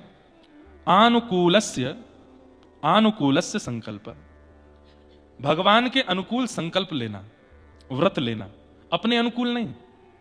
जैसे अपने अनुकूल का क्या अर्थ होता है कि मेरे घर में सुख शांति समृद्धि हो, इसलिए मैं यज्ञ करूंगा, इसलिए मैं तप करूंगा, इसलिए मैं भजन करूंगा, इसलिए मैं कथा कराऊंगा, इसलिए मैं अनुष्ठान कराऊंगा। ये अपनी अनुकूलता से। लेकिन भगवान की अनुकूलता का मतलब क्या होता है? हम गिरिराज जी की परिक्रमा इसलिए करेंगे कि श्री लाल जी मुझसे और प्रसन्न हो जाए। हम वृंदावन इसलिए जाएंगे कि श्री जी मुझसे और प्रेम करने लगे। मैं मुक्तिनाथ, बद्रीनाथ, इन सब जगह पर इसलिए जा रहा हूं ताकि ठाकुर जी को मैं उनके अनुकूल लगने लगूं। अब इसमें मेरे जीवन के प्रति कोई संकल्प नहीं है, ठाकुर जी की प्रसन्नता के संकल्प हैं। ये वैष्णव का पहला लक्षण होता है। वो कोई भी संकल्प भगवत अनुकूल्य से ही करता है, अपनी अनुकूलता से नहीं। इसका एक अर्थ और किया जाता है कि जो वेद विदित बातों को ही मानता हो, वेद रहित क्रियाएं ना करता हो। जो वेद अनुशासन बताते हैं, शास्त्र अनुशासन बताते हैं, उन्हीं अनुशासनों के अनुकूल चलता हो। यह वैष्णव का प्रथम लक्षण है। मनमाने ढंग से नहीं, मनमानी क्रिया नहीं। इसमें एक अर्थ और आ जाता है कि अब वेद तो हम पढ़ नहीं सकते, शास्त्र तो हम पढ़ नहीं सकते, तो फिर हम एक आचार्य को फॉलो करते हैं और उन आचार्य की वाणी, उसी को हम वेद वाणी, उसी को हम शास्त्र वाणी मानते हैं। वो जैसा कहते हैं हम वैसा करते हैं। ये प्रथम लक्षण है वैष्णव का। एक बात बोलूं, बहुत समय से मैंने ये बात बताई नहीं। हम कथा करने के पीछे उद्देश्य क्या रखते हैं पता है आपको? कि हमको अपने जीवन की समस्त कथाओं का फल चाहिए कि हमें वैकुंठ में कथा करनी है, कि जब यहां से वैकुंठ जाएं तो वहां कथा सुनानी है ठाकुर जी को। समस्त कथाओं का फल हमको यही चाहिए कि सामने हमारे ठाकुर जी बैठे हो श्रोता बन के और हम उनको कथा सुनाएं। और वहां ये वाली कथा नहीं सुनाएंगे हम, वहां वो वाली कथा सुनाएंगे जिन कथाओं को सुन के ठाकुर जी को अपने भक्तों की बहुत याद आवे। और ठाकुर जी को नहीं कि ये बतावें कि कितनी कष्ट देते हो आप, कितनी पीड़ा दे दे करके आते हो आप धराधाम पर। ये देखो इस भक्त के साथ ऐसी लीला, ऐसी लीला। ये तो प्रमाणित है कि मुक्ति तो हमको मिल जाएगी। ये तो इतनी कथा करते रहते हैं तो कुछ तो मिलेगा, मुक्ति तो मिल ही जाएगी। यम लोग तो नहीं जाएंगे, इतना तो विश्वास आने लग गया है चित्त से। भगवान करे नजर नहीं लगे इस बात को। लेकिन भगवत धाम मिले तो वहां ठाकुर जी जाते ही पूछेंगे, और भैया इंद्रेश कैसे? जय जय, बस कृपा है, आपने हमको बुला लिया, लेकिन हमको मुक्ति नहीं चाहिए। हम ठाकुर जी से जाके कहेंगे ये बात, हमको मुक्ति नहीं चाहिए। ठाकुर जी कहेंगे क्या चाहिए फिर? बोल वापस पृथ्वी पे भेज दो, वृंदावन, दोबारा वृंदावन भेज दो, दोबारा से जन्म चाहिए। एहो विधि ना तो पे अचरा पसार मांगू, जन्म जन्म दीजो याही ब्रज बसेवो। एहो विधि ना तो पे अचरा पसार मांगू, जन्म जन्म दीजो याही ब्रज बसे। अच्छा देखो, ये एक बहुत बढ़िया बात है। आप अगर वैकुंठ जाओ तो मैं नहीं, आप सब भी यही मांगना। वैकुंठ जाके जब ठाकुर जी के दर्शन हो तो ठाकुर जी से कहना, जय जय, आपने हमको वैकुंठ बुला तो लिया लेकिन हमको चाहिए नहीं, हमको कुछ और चाहिए। तो ये पद याद कर लो और फिर ठाकुर जी से यही मांगना कि हे विधिना, हम तुमसे मांग रहे हैं कि आप हमको ब्रजवास दे दो, ब्रज भेज दो। वैकुंठ नहीं मिला, स्वर्ग मिल गया तो वहां इंद्र से मांग लेना। इंद्र से कह देना हमको स्वर्ग की संपदा नहीं चाहिए, इसके बदले हे इंद्र आप कुछ करना चाहते। क्यों? ये सब किससे मिलते? पुण्यों से मिलते हैं ना। तो उस पुण्य के बदले कहना हमको स्वर्ग नहीं दीजिए, हमको वापस पृथ्वी पे भेजो, लेकिन भेजो वृंदावन में। और ये भी एक प्रैक्टिकल है, अब जो करना चाहे वो कर ले। यमलोक अगर जाओ तो यमराज जी से भी यही कह देना, बोले आपका मन है, हमने पाप किए, हमको तेल में तलना है तल दो, हमको बीच से काटना है काट दो, हमको जो जो पीड़ा हमारे कर्मानुसार देना चाहते हो आप दे लो। लेकिन सब पीड़ाएं देने के बाद जब हमारा नरक पूरा खत्म हो जाए, नरक में जितने यातना वो सब हो जाए, उसके बाद हमको दोबारा पृथ्वी वृंदावन भेज देना। क्या पता यमराज जी जो है इमोशनल हो जाए। यमराज जी इमोशनल हो गए, कहे यार तू इधर आ, गले लग मेरे, तू चल अभी जा वृंदावन, इतनी बढ़िया बात कर रहा है। ऐसे मन में कभी कभी विचार आते रहते हैं, लेकिन ये पद बहुत अच्छा है। गाओ।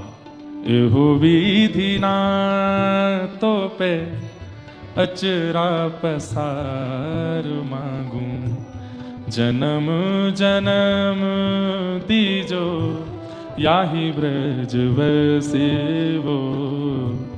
एहो विधि ना तो पे अचरा पसार मांगू, जन्म जन्म दीजो याहि ब्रज। और ब्रज में भी अगर हो सके, अहिर की जात समीप नंद घर, अहिर की जात समीप नंद। हाँ, अहिर की जात समीप नंद घर, अहिर की जात समीप। क्यों? वहां क्या मिलेगा? ओ हेरी हेरी श्याम सुभग घरी घरी हसीवो। हेरी हेरी श्याम सुभग घर घर। हेरी हेरी मतलब, हेरी हेरी श्याम सुभग मतलब मस्त होकर के कभी इसको बुला रहे हैं कभी उसको बुला रहे हैं, श्याम सुंदर घर घर जाते हैं और जाकर के हंसते हैं। वो रूप मुझको देखना है, इसलिए अहीर की जात समीप नंद घर, एहो विधिना तो पे अचरा पसार मांगू, जन्म जन्म दीजो याही ब्रज बसे हो। आहा, तब विधाता बोलेंगे अच्छा ठीक है भेज देता हूं। तो क्या एक बार श्याम सुंदर का दर्शन करके तुम आनंदित हो जाओगे? नहीं, जब हम अहीर बन के जाएंगे, हमारे घर में गैया होंगी, उनका दूध निकाल करके जब हम दूध घी दही गौरस अपने घर में रखेंगे, तो जिस प्रकार श्याम सुंदर सब गोपियों के यहां जाते हैं, एक दिन हमारे घर भी आएंगे। और दधि के दान में से व्रज की बीथिन, दधि के दान में से व्रज की बीथिन, झकझोरन अंग अंग को परसीवो।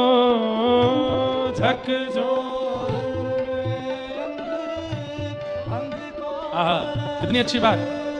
ब्रज में जब मैं जन्म लेकर के जाऊंगा या जाऊंगी और मेरे घर जब दही होगा, तो दही के दान के लिए श्याम सुंदर आएंगे, और जब मैं दान देने से मना करूंगा या करूंगी तो वो मेरा हाथ पकड़ेंगे। मैं अपना हाथ छुड़ाऊंगी, वो दूसरा हाथ पकड़ेंगे। मैं दूसरा हाथ छुड़ाऊंगी तो वो मेरी कमर से मुझे पकड़ लेंगे, और इन सब छुड़ाने पकड़ने के बीच में उनके अंग का स्पर्श मुझको हो जाएगा। बार बार नेत्रों को दर्शन और शरीर को अंग का स्पर्श। अरे ये सुख स्वर्ग में नहीं मिल सकता, वैकुंठ में नहीं मिल सकता, गोलोक धाम में नहीं मिल सकता, ये तो व्रज में जन्म लेने से ही प्राप्त होगा। इसलिए विधाता एहो विधि ना तो पे अचरा पसार मांगू, जन्म जन्म दीजो याहि ब्रज बसेवो। एहो विधि ना। आइए, अरे विधाता बैठे हैं मुक्तिनाथ, इन्हीं से तो मांगना है, इन्हीं से तो कहना है ये बात।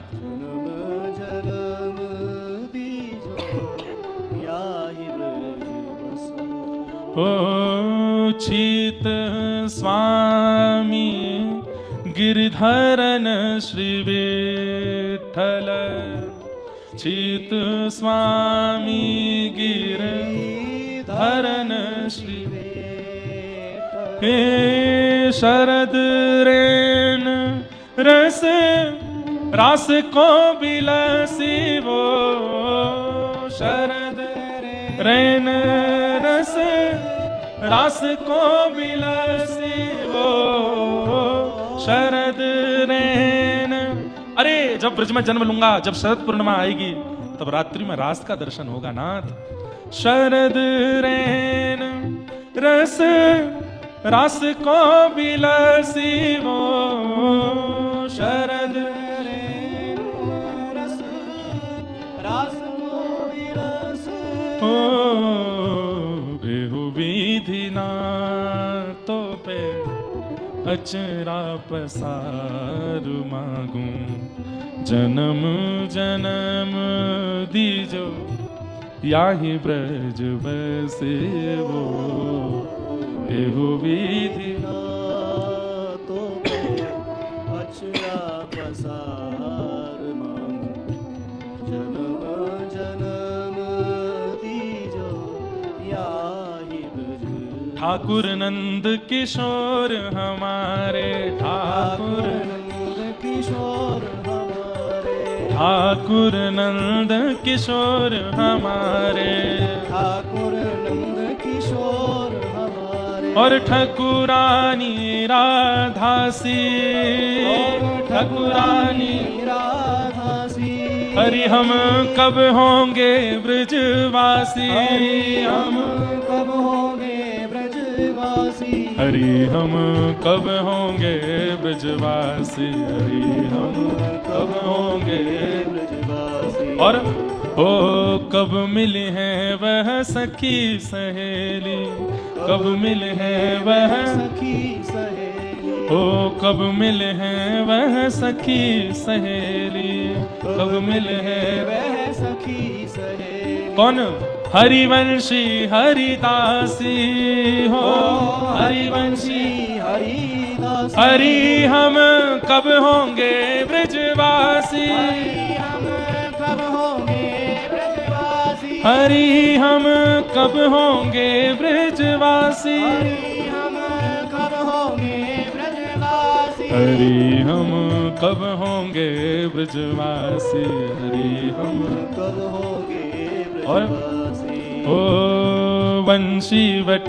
की शीतल छैया वंशी वट की शीतल छैया वंशी वट की शीतल छैया वंशी वट की शीतल छैया और सुभग नदी यमुना सी हो सुभग नदी यमुनासी हाँ जाकी वैभव करत लाल सा जाकी वैभव करत लाल सा ओ जाकी वैभव करत लाल सा जाकी वैभव करत लाल सा और करमीत कमलासी हो मीत कमलासी हरि हम कब होंगे ब्रजवासी हम कब होंगे ब्रजवासी हरि हम कब होंगे ब्रजवासी हम कब होंगे ब्रजवासी इतनी आश व्यास की पुजबहु इतनी आस व्यास की भुज बहु भैया ये वही पद हैं जिन पदों से इन रसिकों को वृंदावन मिला ये वही पद हैं जिन पदों से श्री हरिराम व्यास जी को वृंदावन मिला चीत स्वामी जी को वृंदावन मिला ये सब रसिक जनों को वृंदावन मिला ही इन पदों से है मुक्तिनाथ में साक्षात बैठे हैं परमात्मा कह दीजिए उनसे ओ इतनी आस व्यास की पुजबहु इतनी आस व्यास की भुज बहु इतनी आस व्यास की पुजबहु इतनी आस व्यास की भुज रहूं वृंदा विपिन विलासी रहूं वृंदा विपिन विलासी हाँ रहूं वृंदा विपिन विलासी वृंदा विपिन विलासी हरि हम कब होंगे ब्रजवासी हरि हम कब होंगे ब्रजवासी हरि हम कब होंगे ब्रजवासी हरि हम कब होंगे ब्रजवासी हाँ हरि हम कब होंगे ब्रजवासी हरि हम कब होंगे ब्रजवासी एहु विधि ना तो पे अचरा पसार मांगू जन्म जन्म दीजो याही ब्रज बसिवो। तो कथा के बाद हमको अगर मुक्ति मिली वैकुंठ मिला तो हम ठाकुर जी से कहेंगे नाथ वैकुंठ के बदले कृपा करो। बोले क्या? दोबारा से ब्रजवास दे दो, दोबारा से वृंदावनवास दे दो। लेकिन इतनी कृपा करके आपने वैकुंठ तक तो बुलाया ही है, तो जिसमें हम एक्सपर्ट हैं वो काम हमसे करवा लो, कथा सुन लो, आप और लक्ष्मी जी यजमान बन जाओ। दक्षिणा हमको कुछ चाहिए नहीं, दक्षिणा रूप में वृंदावन ही दे देना। अब आ ही गए हैं वैकुंठ, तो ठाकुर जी कथा सुनो, कितना सुंदर दृश्य हो, शेष नाग पर पौड़े, पौड़ के कथा सुनेंगे तो हम टोक भी देंगे, मैं जय जय ने बैठ जाओ, पौड़े पौड़े कथा सुनोगे, बैठ के कथा सुनेंगे। नंदोत्सव आएगा तो हम कहेंगे कुछ मंगवाइए, सामग्री लुटानी है, सब श्रोता जन आए हैं। हम ये भी कहते हैं कि हमारी कथा में जितने श्रोता हैं वो भी आएंगे वैकुंठ, और वो सब श्रोता बनेंगे, सब श्रोता बनेंगे। आप लोग ही मिलने वाले हो वहां पे हमको। कुछ लोग पहले पहुंच जाएंगे, वो वहां जाके कमरा आदि की व्यवस्था कर देना, भोजन आदि कौन बनाएगा उसकी व्यवस्था देख लेना। और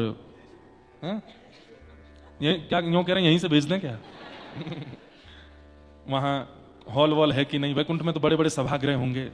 ठाकुर जी से जाके पहले कह देना हमारे व्यास जी आएंगे, अभी 20-25 साल की सेवा हो रही है उनकी, उसके बाद आएंगे, तो उनके लिए जगह बता दो कहाँ होगी कथा।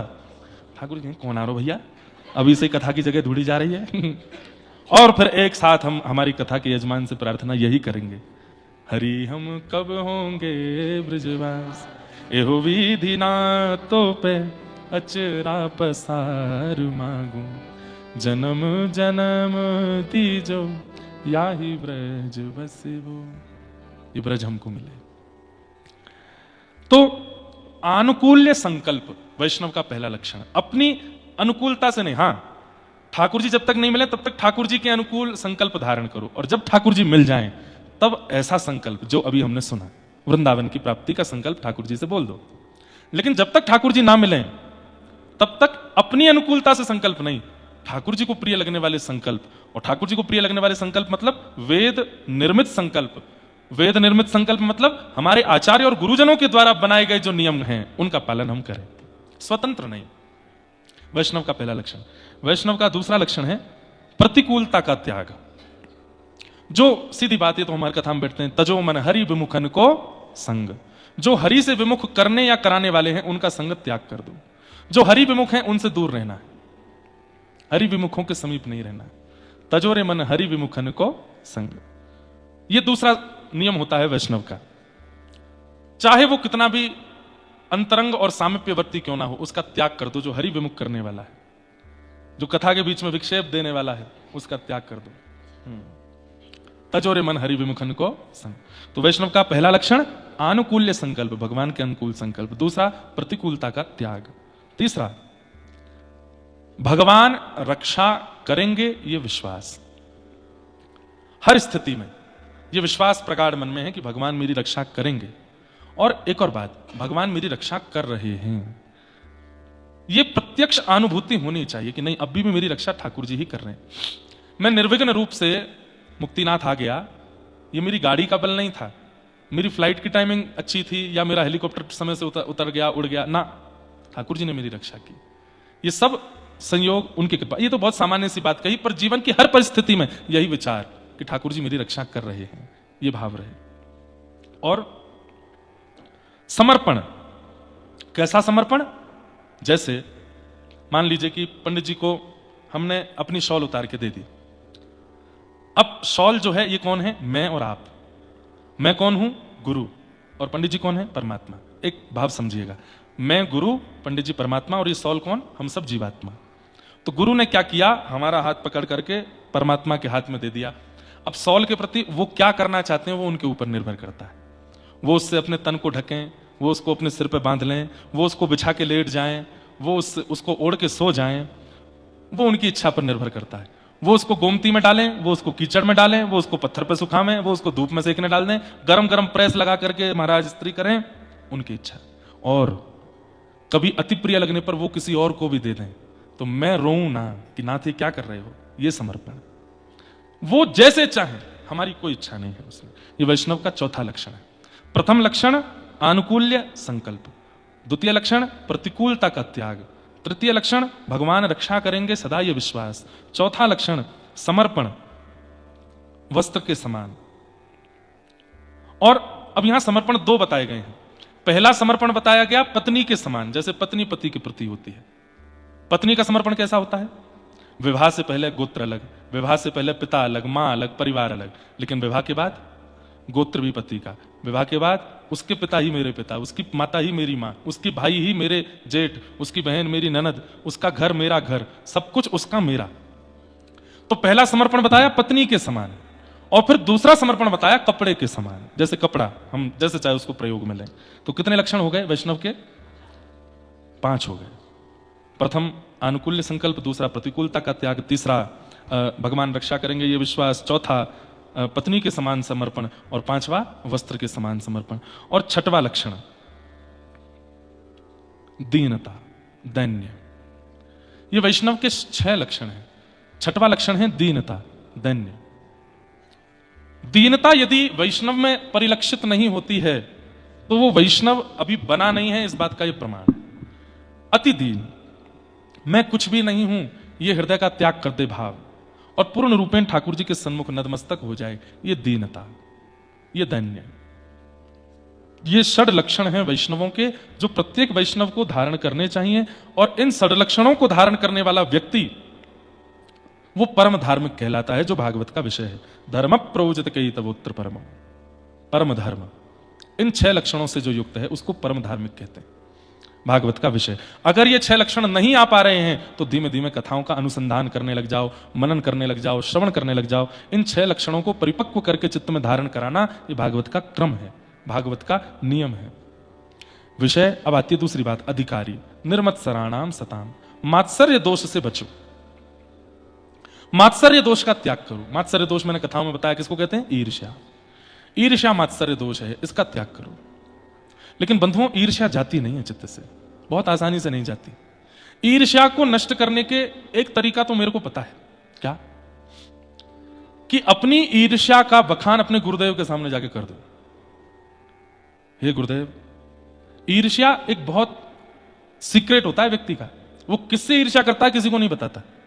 कई बार परिवार में भाई भाई ईर्ष्या करने लगते हैं, बहन बहन ईर्ष्या करने लगते हैं, लेकिन बताती नहीं है।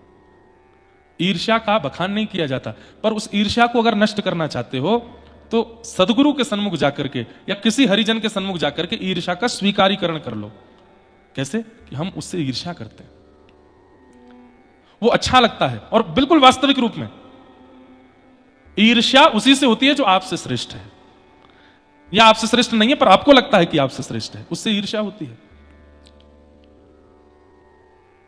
ईर्ष्या का एक ही निवारण है, सदगुरु के सन्मुख जाकर के उसका स्वीकारीकरण और यथार्थ A to Z। भगवान के सामने ईर्ष्या का स्वीकारीकरण नहीं, ठाकुर जी के सामने करने से कोई फायदा नहीं। ठाकुर जी कुछ नहीं, यूं ही खड़े रहेंगे, बढ़िया प्रेम से जाओ। लेकिन सदगुरु के सामने, हरिजन के सामने अगर ईर्ष्या का स्वीकार करोगे कि हमको उससे ईर्ष्या होती है, क्यों होती है? सुंदर है इसलिए ईर्ष्या होती है, हमसे ज्यादा श्रेष्ठ है इसलिए ईर्ष्या होती है। ईर्ष्या करने वाले कई बार कैसी बात करने लगते हैं पता है? महाराज जी हमको उससे ईर्ष्या होती है, क्यों होती है? हमसे ज्यादा उसका काम चलता है, इंसान अच्छा नहीं है वो, फिर भी उसका काम अच्छा चल रहा है हमसे। हम उससे ज्यादा भजन करते हैं, हम उससे ज्यादा भक्ति करते हैं, हम उससे ज्यादा पवित्र रहते हैं, वो ऐसा करता है फिर भी उसके काम अच्छे चल रहे हैं, इसलिए मुझे उससे ईर्ष्या नहीं। उसके अवगुण मत बताओ, सीधी स्पष्ट बात कहो, ईर्ष्या क्यों होती है? क्योंकि आपसे ज्यादा कमा रहा है, खा रहा है, देखने में अच्छा है, ऐसे वैसे। बस अब इसको ढकिए मत कि वो आदमी अच्छा नहीं है, उसके पिताजी ऐसे हैं, उसकी माँ ऐसी है, उसकी पत्नी ऐसी है, और फिर भी उसका अच्छा चल रहा है इसलिए हमको ईर्ष्या नहीं। ये बाहर के परकोटे जो बनाए इनको हटाओ, स्पष्ट कहो क्यों है ईर्ष्या? क्योंकि हमसे अच्छा है। आप अनुभव करेंगे कि उसी क्षण आपका वह ईर्ष्या का दोष ज्यादा नहीं तो 30-40% घट जाएगा, स्वीकार करते ही। क्यों? बहुत सुंदर इसका प्रमाण है। जिस प्रकार दर्पण के सामने जाने पर हम अपना मुख देखते हैं तो तिलक कहीं से बिगड़ा है तो मिटा लेते हैं, बाल खराब हैं तो ठीक कर लेते हैं, कान विचित्र है तो अच्छा कर लेते हैं, आंखें विचित्र है तो बढ़िया कर लेते हैं। ऐसे ही हरिजन और गुरुजन कौन है? ये दर्पण है। और इनके सामने जाकर के हम भीतर का दोष का स्वीकारीकरण करते हैं, तो स्वीकार करते ही वो दर्पण रूपी गुरुजन उसको स्वच्छ कर देते हैं, पवित्र कर देते हैं, ठीक कर देते हैं। हां, कई बार एक बार में ही हो जाता है और कई बार थोड़ा समय लगता है। पर ईर्ष्या को टिकने मत दीजिए। भक्तों में भी ईर्ष्या हो जाती है। महाराज जी ने उसको पास बुला लिया, इस बात से ईर्ष्या हो गई, उससे बात कर ली, इस बात से ईर्ष्या हो गई, उसके यहां चले गए, इस बात से ईर्ष्या हो गई, उसकी गाड़ी में बैठ गए, इस बात। हमको तो ये कष्ट हम ज्यादा भोगते हैं इसको। वहां तो ऐसे बोल रहे थे, उसके यहां ज्यादा खुश लग रहे थे, हमारे यहां तो खुश ही नहीं है। अरे भाई मौन चल रहा है मेरा कैसे रहूं? उसका वाला पटका पहन लिया, हमारा वाला उसको पहना दिया बहुत सारी बातें आती है हमारे पास। तो नहीं, ये जो प्रतिस्पर्धा ईर्ष्या कई बार भक्ति में भी आ जाती है, ये भी उचित नहीं है, इसका भी मत आने दो चित्त में। ईर्ष्या ठाकुर जी को प्रिय नहीं है। निर्मत्सराणाम। बताइए, श्रीमद् भागवत जी का भी प्रारंभ हुआ है और प्रारंभिक मंगलाचरण में ही जिस दोष को सावधानी से बता दिया गया, समझो वो दोष कितना खतरनाक होगा। जैसे आप किसी डेंजरस जगह पर जाते हैं तो सबसे खतरनाक जो हो सबसे ऊपर लिखा जाता है। आप इस क्षेत्र में जा रहे हैं, यहां पर शेरों का बाहुल्य है, उनसे बचिएगा। फिर उससे कम वो सामान्यों को सबसे नीचे लिखा जाता है। काम, क्रोध, लोभ, मोह सब बाद में आ रहे हैं, ईर्ष्या सबसे पहले बोल दिया है। ईर्ष्या को सुधारो, ईर्ष्या को मत आने दो। और ऐसे स्थान, यहां पर भी ईर्ष्या का त्याग हो सकता है। कैसे? तरीका है, कर सको तो करना। ध्यान जब करो ना, तो भगवान का जो स्वरूप आए, उस स्वरूप के साथ आप बैठे हो ऐसा चिंतन मत करो। आप जिससे ईर्ष्या करते हो वो बैठा है, वो ठाकुर जी के चरण दबा रहा है, ठाकुर जी की आरती कर रहा है, ठाकुर जी को अपने हाथ से खिला रहा है। तो क्या होगा? उसके प्रति भी भगवत बुद्धि जाग जाएगी। देखो ठाकुर जी के इतने समीप बैठा है, इससे मैं ईर्ष्या करता हूं, कहीं और ज्यादा ईर्ष्या मत कर लेना। मेरे परमात्मा को ये कैसे स्पर्श कर सकता है? लेकिन ये तरीके हैं ईर्ष्या नष्ट करने के। तो निर्मत्सराणाम सताम, मात्सर्य दोष व्यक्ति भगवत प्राप्ति नहीं कर सकता। और वैद्यम वास्तवमत्र वस्तु शिवदम, विषय, अधिकारी और संबंध। कथा क्या करती है? ठाकुर जी से संबंध करा देती है। ठाकुर जी से कोई ना कोई संबंध स्थापित हो जाता है। भगवान को देख करके कोई ना कोई वो हमारे हैं ऐसा लगने लगता है। आप लोग कल मुक्तिनाथ भगवान का प्रथम दर्शन करने गए, क्या लगा? ये कौन है?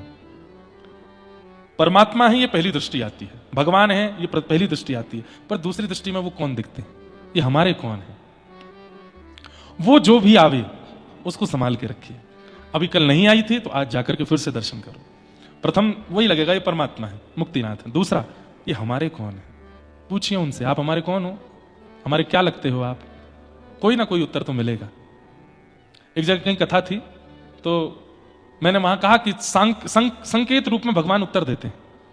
तो एक, मुझे याद नहीं आ रहा अच्छे से, पर उसने लिख के दिया था मुझको कि महाराज जी, मुझे सपने में बार बार होली का ही दर्शन होता है।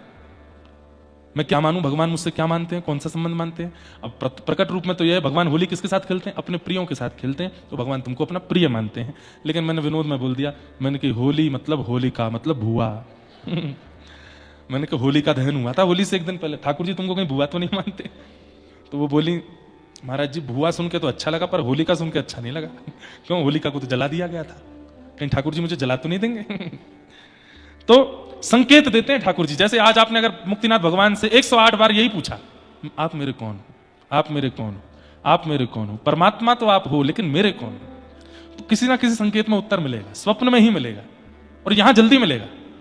ये भूमि यहां वो है, प्रत्यक्ष घूम रहे हैं, यहां मिलेगा।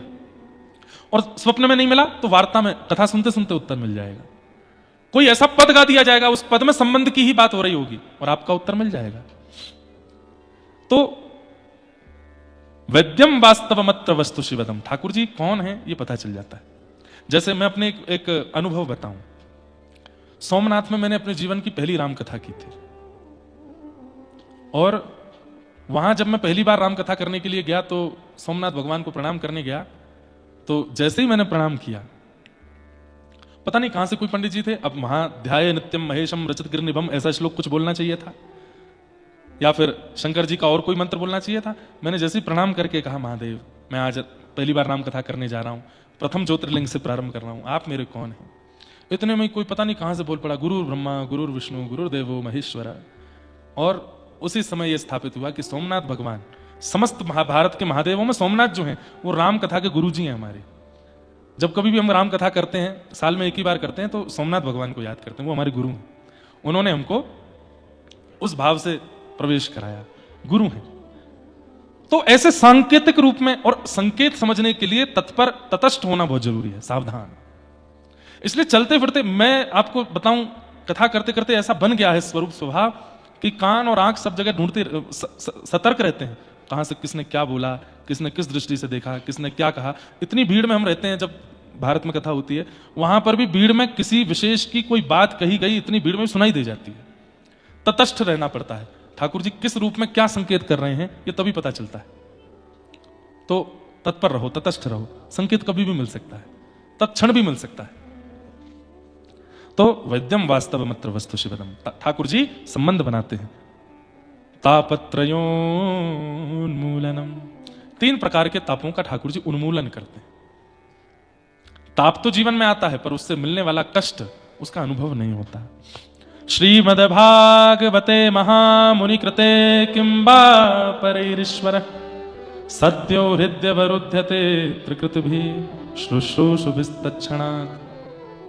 श्रीमद्भागवते महामुनि कृते किंबा परैरीश्वर। श्रीमद्भागवत कैसी हैं? बोले तत्शृण्वन उनके सद्यो हृदय वरुध्यते त्रिकृतिभिः शुश्रूषुभिस्तत्क्षणात्। कथा सुनने की इच्छा मात्र से हरि चित्त में आ जाते हैं। आप लोग मुक्तिनाथ आए हैं, कथा सुनने के लिए आए हैं, तो जिस समय आपने संकल्प लिया कि हम मुक्तिनाथ जाएंगे, उसी क्षण ठाकुर जी चित्त में आ जाते हैं। सुनने के बाद क्या होगा ये तो बाद की बात है, सुनने की इच्छा मात्र से हरि चित्त में आ जाते हैं। ऐसी भागवत की कथा है, ऐसी भागवत की कथा है जो चित्त में हरि को प्रकट कर देती है। निगम कल्प तरोर्गलितम फलम सुख मुखादमृतद्रव संयुतम पिबत भाग्यवतम रसमालयम मुहुर्हो रसिका भुवि भावुका। वेद रूपी कल्प वृक्ष का पका हुआ फल है श्रीमद् भागवत। सुखदेव जी के मुख लग जाने से अमृत तुल्य हो गई है श्रीमद् भागवत। ऐसी कथा को क्या करो? बोले पिबत, पियो। पिबत भागवतम रसमालयम मुहुर्हो। कब तक पिए? बोले सुनते रहो, सुनते रहो। कई सारे श्रोता ऐसे हमारे लगभग कथाओं में मुझे दिखते हैं और उनको देख करके मुझे बहुत आनंद होता है कि अब वो रसिक श्रेणी में जाने वाले हैं। यहां कहा मुहुर्हो रसिका भुवि भावुका। जो सुनता रहता है धीरे धीरे वो रसिकों की श्रेणी में आ जाता है। भैया रस लेते रहोगे, लेते रहोगे, लेते रहोगे तो एक दिन क्या होगा? शरीर में रस ही आ जाएगा। और जब रस युक्त हो जाओगे तो मैं कथा में कहता हूं कि हम सब गुल्ला हैं। कौन है? गुल्ला। कौन है? और श्रीमद् भागवत क्या है? रस। बार बार इसमें गोते लगाते रहो। अब एक कथा में लगा के गए तो हो गए रसगुल्ला, लेकिन फिर नहीं आए साल भर तक तो सारा रस टपक टपक के फिर से गुल्ला ही रह गए। अब अकेले गुल्ला को कौन खावे? फिर एक साल बाद फिर से रस में डूबे, फिर बन गया रसगुल्ला, फिर वो टपकता गया, टपकता गया, टपकता गया, टपकता गया, फिर से रह गए गुल्ला। लेकिन कई सारे ऐसे हैं हमारे संग में, वो हर कथा में आते हैं, लगभग कथा में पहुंचते हैं, तो नेक रस कम होता है, फिर से आ जाते हैं, तो वो रसगुल्ला ही बने रहते हैं। और जब रसगुल्ला रखा ही रहेगा ना फ्रीजर में, तो एक दिन तो ठाकुर जी खोल के खा ही लेंगे ना। एक दिन तो ठाकुर जी निकाल के उसका भोग लगा ही लेंगे, उसको स्वीकार कर ही लेंगे। तो इसलिए रस रूपी भागवत में अपने तन रूपी गुल्ला को बार बार डुबाते रहा करो। प्रत्यक्ष आकर के डुबाओ तो अच्छा, नहीं तो यूट्यूब पर तो, अब यूट्यूब वाले रस का कैसे वर्णन करूं मैं, क्योंकि रस तो उस स्थान में ही है ना जहां कथा हो रही है। अब वो व्हाट्सएप से आप किसी को बर्थडे पर केक भेज दो, बोले हैप्पी बर्थडे तो वो कहेगा ये क्या था? वो तुम्हारे बर्थडे पर हमने केक भेजा ना। तो सामने वाला कहेगा ये भी कोई बात है? तो कभी कभी ऑनलाइन सुन लीजिए, अच्छी बात है, वो तो सुनना ही है, और कोई नहीं तो वो तो तरीका बढ़िया ही है। कम से कम विश ना मिलने से ना अच्छा, कम से कम विश तो किया ऑनलाइन जन्मदिन पर। तो ऑनलाइन सुनना अच्छा है, पर जब जब अवसर मिले आके इस रस में गुल्ला को डुबो दिया करो, रसगुल्ला बन जाओ, ठाकुर जी पाएंगे और पा करके आनंदित हो जाएंगे, उनको सुख मिले। यही तो हमारा सुख है। बना करके हृदय में हम प्रेम मंदिर, बना करके हृदय में हम प्रेम मंदिर, वहीं उनको झूला झुलाया करेंगे, वहीं उनको झूला झुलाया करेंगे। कन्हैया कन्हैया पुकारा करेंगे, लताओं में ब्रज की गुजारा करेंगे। गाइए। कन्हैया कन्हैया पुकारा करेंगे, लताओं में ब्रज की गुजारा करेंगे। कन्हैया कन्हैया पुकारा करेंगे, लताओं में ब्रज की गुजारा करेंगे। कन्हैया कन्हैया पुकारा करेंगे, लताओं में ब्रज की गुजारा करेंगे। जो रूठेंगे हमसे वो बांके बिहारी उठेंगे हमसे वो बाके बिहारी, जो रूठेंगे हमसे वो रमण बिहारी, जो रूठेंगे हमसे वो रमण बिहारी। तो चरण पड़े उन्हें हम मनाया करेंगे, चरण पड़ उन्हें हम मनाया करेंगे। ओ चरण पड़ उन्हें हम मनाया करेंगे, चरण पड़ उन्हें मनाया ओ करेंगे। कन्हैया कन्हैया पुकारा करेंगे, लताओं में ब्रज के गुजारा करेंगे, कन्हैया कन्हैया पुकारा करेंगे, लताओं में ब्रज के गुजारा। प्यारे राधा गिरधर लाल की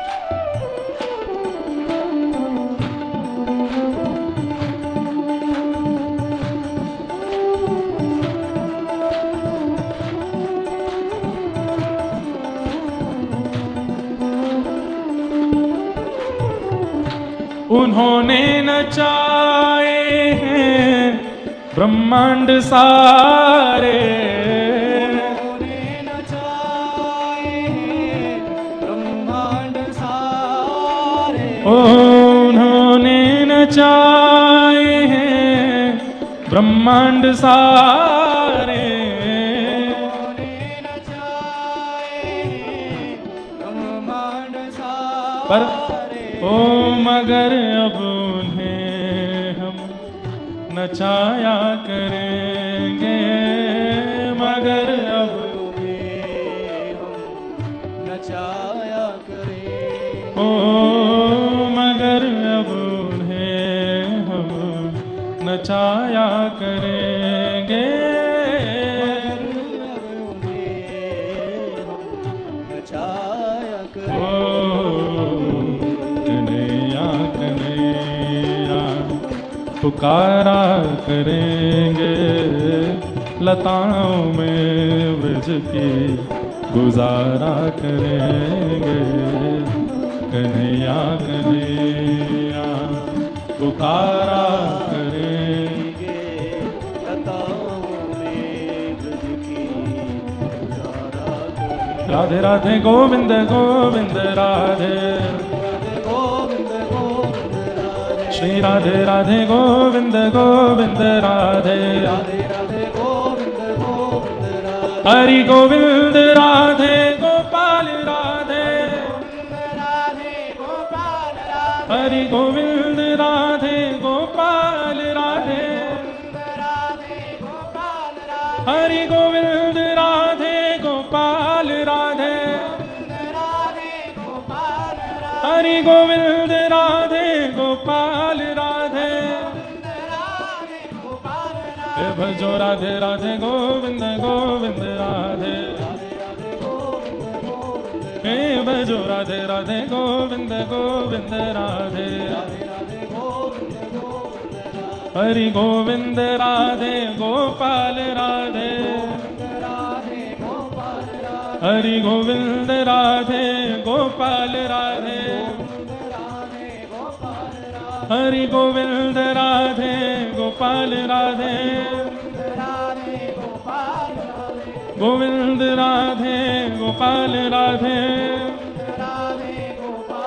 हे भजो राधे राधे गोविंद गोविंद राधे,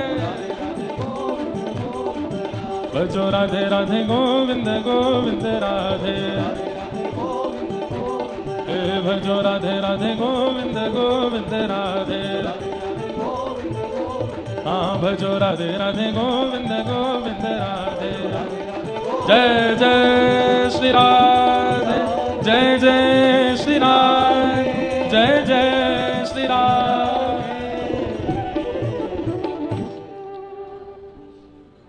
कन्हैया कन्हैया पुकारा करेंगे, लताओं में ब्रज की गुजारा करेंगे, लताओं में ब्रज गुजारा। पिबत भागवतम रसमालयम मुहुर्हो रसिका भुवि भावुका। रसिक बन जाओ, खूब कथा श्रवण करो। एक में नहीं हुआ दूसरी में असर होगा, दूसरी में नहीं तीसरी में होगा, कहीं तो असर ऐसा होगा कि उसके असर से भगवत प्रीति चित्त में प्रगाढ़ हो जाएगी। ऐसी भावना है, ऐसे भाव हैं। भागवत जी का मंगलाचरण आज हम सब लोग श्रवण कर रहे थे। अभी हमको यहाँ आसपास कुछ जगह तो पता नहीं है शाम को कहाँ मिले, कोई बढ़िया मिलना तो पर्वत पर ही चाहिए। तो हमारे जो सब लोगों के नंबरों पर मैसेज पहुंच जाते हैं क्या? यहाँ पे कुछ गतिविधि होती है तो पहुंच जाता है। तो अभी या तो गंडकी जी तो दूर हैं, शायद कहाँ हैं पता ही नहीं। आज हम हैं, हाँ तो बढ़िया है, एक खाई में जाके सब लेट जाओ, पहुंच जाएंगे लेटे लेटे। नीचे तो चले जाएंगे वापस आने में थोड़ा। कहाँ पर कहाँ पर है वो? कितना किलोमीटर? नहीं नहीं, इससे बाहर नहीं जा, मैं अंदर ही अंदर रहे में। तो ये जो सामने पर्वत है ना, यहाँ बुद्ध भगवान विराज रहे हैं, इस पर्वत पे ही चलते हैं, वहीं कहीं बैठ जाएंगे एकांत में। और सब लोग नारायण कवच का PDF निकाल लीजिएगा अपने अपने फोन में, और संध्या के समय चलेंगे। आचार्य जन उच्च स्वर में पाठ करेंगे और हम लोग सब नारायण प्रभु का स्मरण करके एक बार नारायण कवच का पाठ करेंगे। और नारायण कवच के पाठ के पश्चात फिर वहीं थोड़ी देर संकीर्तन करके और थोड़ी देर प्राकृतिक अनुभव करके सॉल वॉल पहन के आना। शाम 5:30 बजे, 5 साढ़े 5 बजे सब लोग इकट्ठे हो जाना। 5 बजे हो जाना, 5:30 तक सब एक एक करके आ जाएंगे। 5:30 बजे फिर पाठ नारायण कवच का करेंगे। मुश्किल से 10 मिनट भी नहीं लगेगा, लेकिन होगा तो या तो 11 पाठ कर लेंगे संपुट के साथ। नहीं संपुट नहीं, उसमें जो ओम हरिर्वद ध्यान मम सर्व से लेकर के और विदिक्षो दिक्षोर दमोदर समन्ता यहाँ तक, ये इसके जितने आप लोग आज्ञा करेंगे 11 पाठ कर लेंगे। और फिर उसके बाद हाँ जले नहीं, संपुट में तो बहुत देर लग जाएगी, वो हम लोग अलग से कर लेंगे। हाँ फिर कल और ढूंढते हैं जगह, वहां पर विष्णु सहस्रनाम का पाठ करेंगे। परसों और कहीं चलेंगे, वहां कुछ और उधम मचाएंगे। तो ऐसे आनंद करते हुए ये मुक्तिनाथ यात्रा को परम पावन मंगल में बनाएंगे। अब सब लोग आरती के पश्चात प्रसाद आदि पाइए, और शाम को फिर वहीं हम सबसे मिलेंगे, वहीं वार्ता करेंगे। तब तक हमारा मौन भी खुल जाएगा, और उसके बाद फिर यहाँ की आगे की गतिविधियाँ, शालिग्राम जी के प्रति और भाव, और बाकी बाकी जो जो यहाँ के महात्म्य सब हम लोग सुनेंगे। सबको जय श्री कृष्ण। आप सबको आनंद आ रहे हो है? नींद आ रही है? नींद नहीं आती। अच्छा एक नियम बताऊं बंधु, अगर करो तो सुबह उठ जाइए 4:30 बजे उठ जाओ, स्नान कर लो बिना मन के भी हो तो। गीजर है कमरे में? किसके कमरे में नहीं है? हाथ ऊपर करो। बहुत अच्छी बात बता रहा हूं मैं, हाथ नीचे करो। इन देव स्थानों पर स्नान ना भी किया जाए, केवल वायु का स्पर्श कर लिया जाए तो भी पवित्र हो जाते हैं। लेकिन स्नान कहां ना किया जाए? नदी में। नदी में जाके स्नान ना करने की, जैसे बद्रीनाथ में भी आज्ञा है कि केवल गंगा जी का दर्शन करो, यहां भी आज्ञा है गंडकी का दर्शन करो, और 7 दिन में एक बार वो जो ऊपर 108 धारा उनमें एक दिन कर लेना। बाकी सुबह 4:30 बजे उठ जाओ, हाथ मुंह धो करके बढ़िया स्नान कर सको तो स्नान कर लो। स्नान करके फिर बढ़िया मुक्तिनाथ भगवान की तरफ मुख करके, या सामने धवलगिरी पर्वत है, बिल्कुल श्वेत पर्वत जो है विशाल, यहीं से दिख रहे होंगे, उनकी तरफ मुख करके बैठो, गुरु मंत्र जाप आदि सब करो, और सब करने के बाद फिर से सो जाओ, दोबारा सो जाओ। हाँ कोई दिक्कत नहीं है, बढ़िया सुबह उठ के अपने संध्या वंदन करो, नाम जप आदि करके फिर सो जाओ, और फिर आराम से 8 बजे उठो, 8 बजे उठ के फिर से स्नान कर लो, और स्नान करके बाल भोग आदि पा करके 11 बजे कथा में आ जाओ। मतलब मूल उद्देश्य क्या है कि ब्रह्म मुहूर्त में यहां जाग जाओ, ब्रह्म मुहूर्त में यहां जाग करके पहाड़ों का दर्शन करो। निश्चित है कुछ ना कुछ तो अनुभव होगा। ऐसे सब लोग करो। तबीयत का ध्यान रखना, सर्दी बहुत है। कई जो हैं वो बड़े जो है यहाँ पे हीरो बने डोल रहे हैं, बालक मैंने देखे एक ही कुर्ता में डोल रहे हैं। हमको कोई सा इससे सर्दी थोड़ी है, कितनी बढ़िया बढ़िया लग रहा है। ये सर्दी भीतर चली जाती है और मरते दम तक हड्डियों में रहती है, इसलिए थोड़ा स्वास्थ्य का ध्यान, सॉल वॉल ओढ़ करके रहो, ज़्यादा इतराओ मत आकर के। हाँ, और थोड़ा अपना ध्यान रखो, प्रसाद आदि पाओ। कल मुझे पता चला खूब सारे लोग लग गए रसोई में, खूब प्रसादी आदि सब सिद्ध कर रहे थे, बहुत अच्छा है। वैसे तो 15 लोग आए हैं हलवाई जी के भी, लेकिन उनके काट लेंगे पैसे और क्या है। आप लोग प्रेम से खूब सेवा करो, आनंद विनोद की बात है। और कुछ अच्छी अच्छी और सामग्री किसी को बनानी आती हो तो बनाया करो, वहाँ पे बढ़िया सबको सुख मिले, बढ़िया ऐसे सामग्री सब सिद्ध कर करके, क्योंकि हम भी इसी रसोई से ही पा रहे हैं, हमारी भी कोई अलग रसोई नहीं, एक ही रसोई से सब लोग पा रहे हैं। तो खूब कोई एक्सपर्ट है किसी चीज में, बस हाँ एक्सपर्टी के चक्कर में रसोई का जो है स्वरूप मत बिगाड़ देना। उनसे एक आध सामग्री लेके कुछ बना दो, सबको मिले, बढ़िया ऐसा कुछ करो। यहाँ सामग्रियां भी कम है, दाल चावल सब कुछ है थोड़ी, यहाँ पे जोमसोम से मंगाना पड़ता है, इसलिए उसमें भी कोई सेवा कर सके कि भाई वहां से सामग्री मंगाने में लाने में कुछ हेल्प हो सके, उसमें भी आप लोग सब करो, मिल करके खूब आनंद करो। 2 दिन हो गए कथा को, अब हमको बहुत कष्ट हो रहा है, क्यों निकल रहा है इस समय, रुक जाए, ऐसे ही बढ़िया आनंद करते रहें। गलती हो गई, हमको पूरी अधिक मास कथा यही करनी थी, है ना। बिल्कुल बिल्कुल कह रहे हो, कमरा से बाहर तो निकलते नहीं हो, लेकिन ये हो सकता था कि हम पूरी मास कथा यहीं करते, अधिक मास में पूरा यहीं रहते, यहीं रह करके और बढ़िया अनुष्ठान करते, खूब आनंद करते। हम जहाँ रुके उसके सामने तो मैदान भी है, बैट बॉल मंगा लो, आज थोड़ा खेलें वहां पे। आज ये थोड़े छोरा छापरे से हैं वहां, हम जहाँ रुके, क्या नाम है उसका, पोंगान है, दीपुरान, पुरान गांव का नाम है पुरान, उसके सामने बहुत बढ़िया एक फुटबॉल मैदान भी है। तो बढ़िया ये बालक जो हैं छोरा छापरे से ले आओ बैट बॉल वगैरह, शाम को 4 बजे वहां मिलो, 3-4 बजे पहले मैच खेलेंगे, उसके बाद फिर ऊपर, लेकिन हम मौन रहेंगे। तो हम बस ऐसे करेंगे, आउट पे भी ऐसे करें तो छक्का है, तो सब खेलेंगे आज, थोड़ा वहां आनंद करेंगे। लेकिन बस ऐसा कोई उपद्रव नहीं मचाना कि मुक्तिनाथ वाले हमको भगा दें तो भाई कहां से आ गए, इतने लोग उदम मचा रखा है पूरा, नहीं, सबको सुख देना है। तो ये सब भाव है, आनंद करते हैं, खूब अच्छा है। इतने ही लोग रहने वाले हैं, ना बढ़ने वाले हैं ना घटने वालों का नहीं पता, बढ़ने वाले तो थे कई सारे, आज हो सकता है कुछ लोग और, पोखरा में मौसम खराब था, एक भैया बेचारे हमारे वो तो बीच में ही अटके पड़े हैं, 60 किलोमीटर से ऊपर ही नहीं आ पा रहे, उनकी गाड़ी जो है हालत खराब हो गई है, उनको भी यहीं से है बॉल लिया, ये वाली बॉल नहीं, बढ़िया वाली बॉल लाओ, हम छक्के बहुत लंबे मारते हैं, और ज्यादा सी गेंद ले आओ कि पहाड़ वहाड़ में खो जाए तो थोड़ा लाने में आनंद रहे। और भी कुछ खेल हैं, एक दिन कुछ ऐसे भी खेल खेलें जिसमें माताएं बहनें भी भाग ले सकें। पर यहां खेल में एक चीज है, सांस फूल जाती है। एक खेल तो खेल सकते हैं, बनाता हूं मैं कोई निर्माण, फिर बताऊंगा, बिना लाइव के बताऊंगा, हाँ किसी और को पता नहीं चले, भक्ति पथ वाले भैया से कल कह देंगे लाइव काट तो फिर बताऊंगा, ठीक है। तो वैसे कई सारे खेल जो किशोरी जी ठाकुर जी खेलते, बढ़िया आनंद करेंगे, जप भी हो, अनुष्ठान भी हो, कथा भी हो, थोड़ा खेल कूद भी हो, आनंद करेंगे। सबको जय श्री कृष्ण, जय सिया राम, जय श्रीमन नारायण, जय जय श्री राधे, श्री मुक्ति नारायण भगवान की, शालिग्राम भगवान की, गंडकी मैया की, पर्वतराज हिमालय की, श्री गंडकी नंदन भगवान की, पशुपतिनाथ भगवान की, नमः पार्वती पदये हर हर महादेव, पूछरी के लौटा की, ओ प्यारे, क्या बात है बंसी वारे, शाबाश, आरती अति पावन।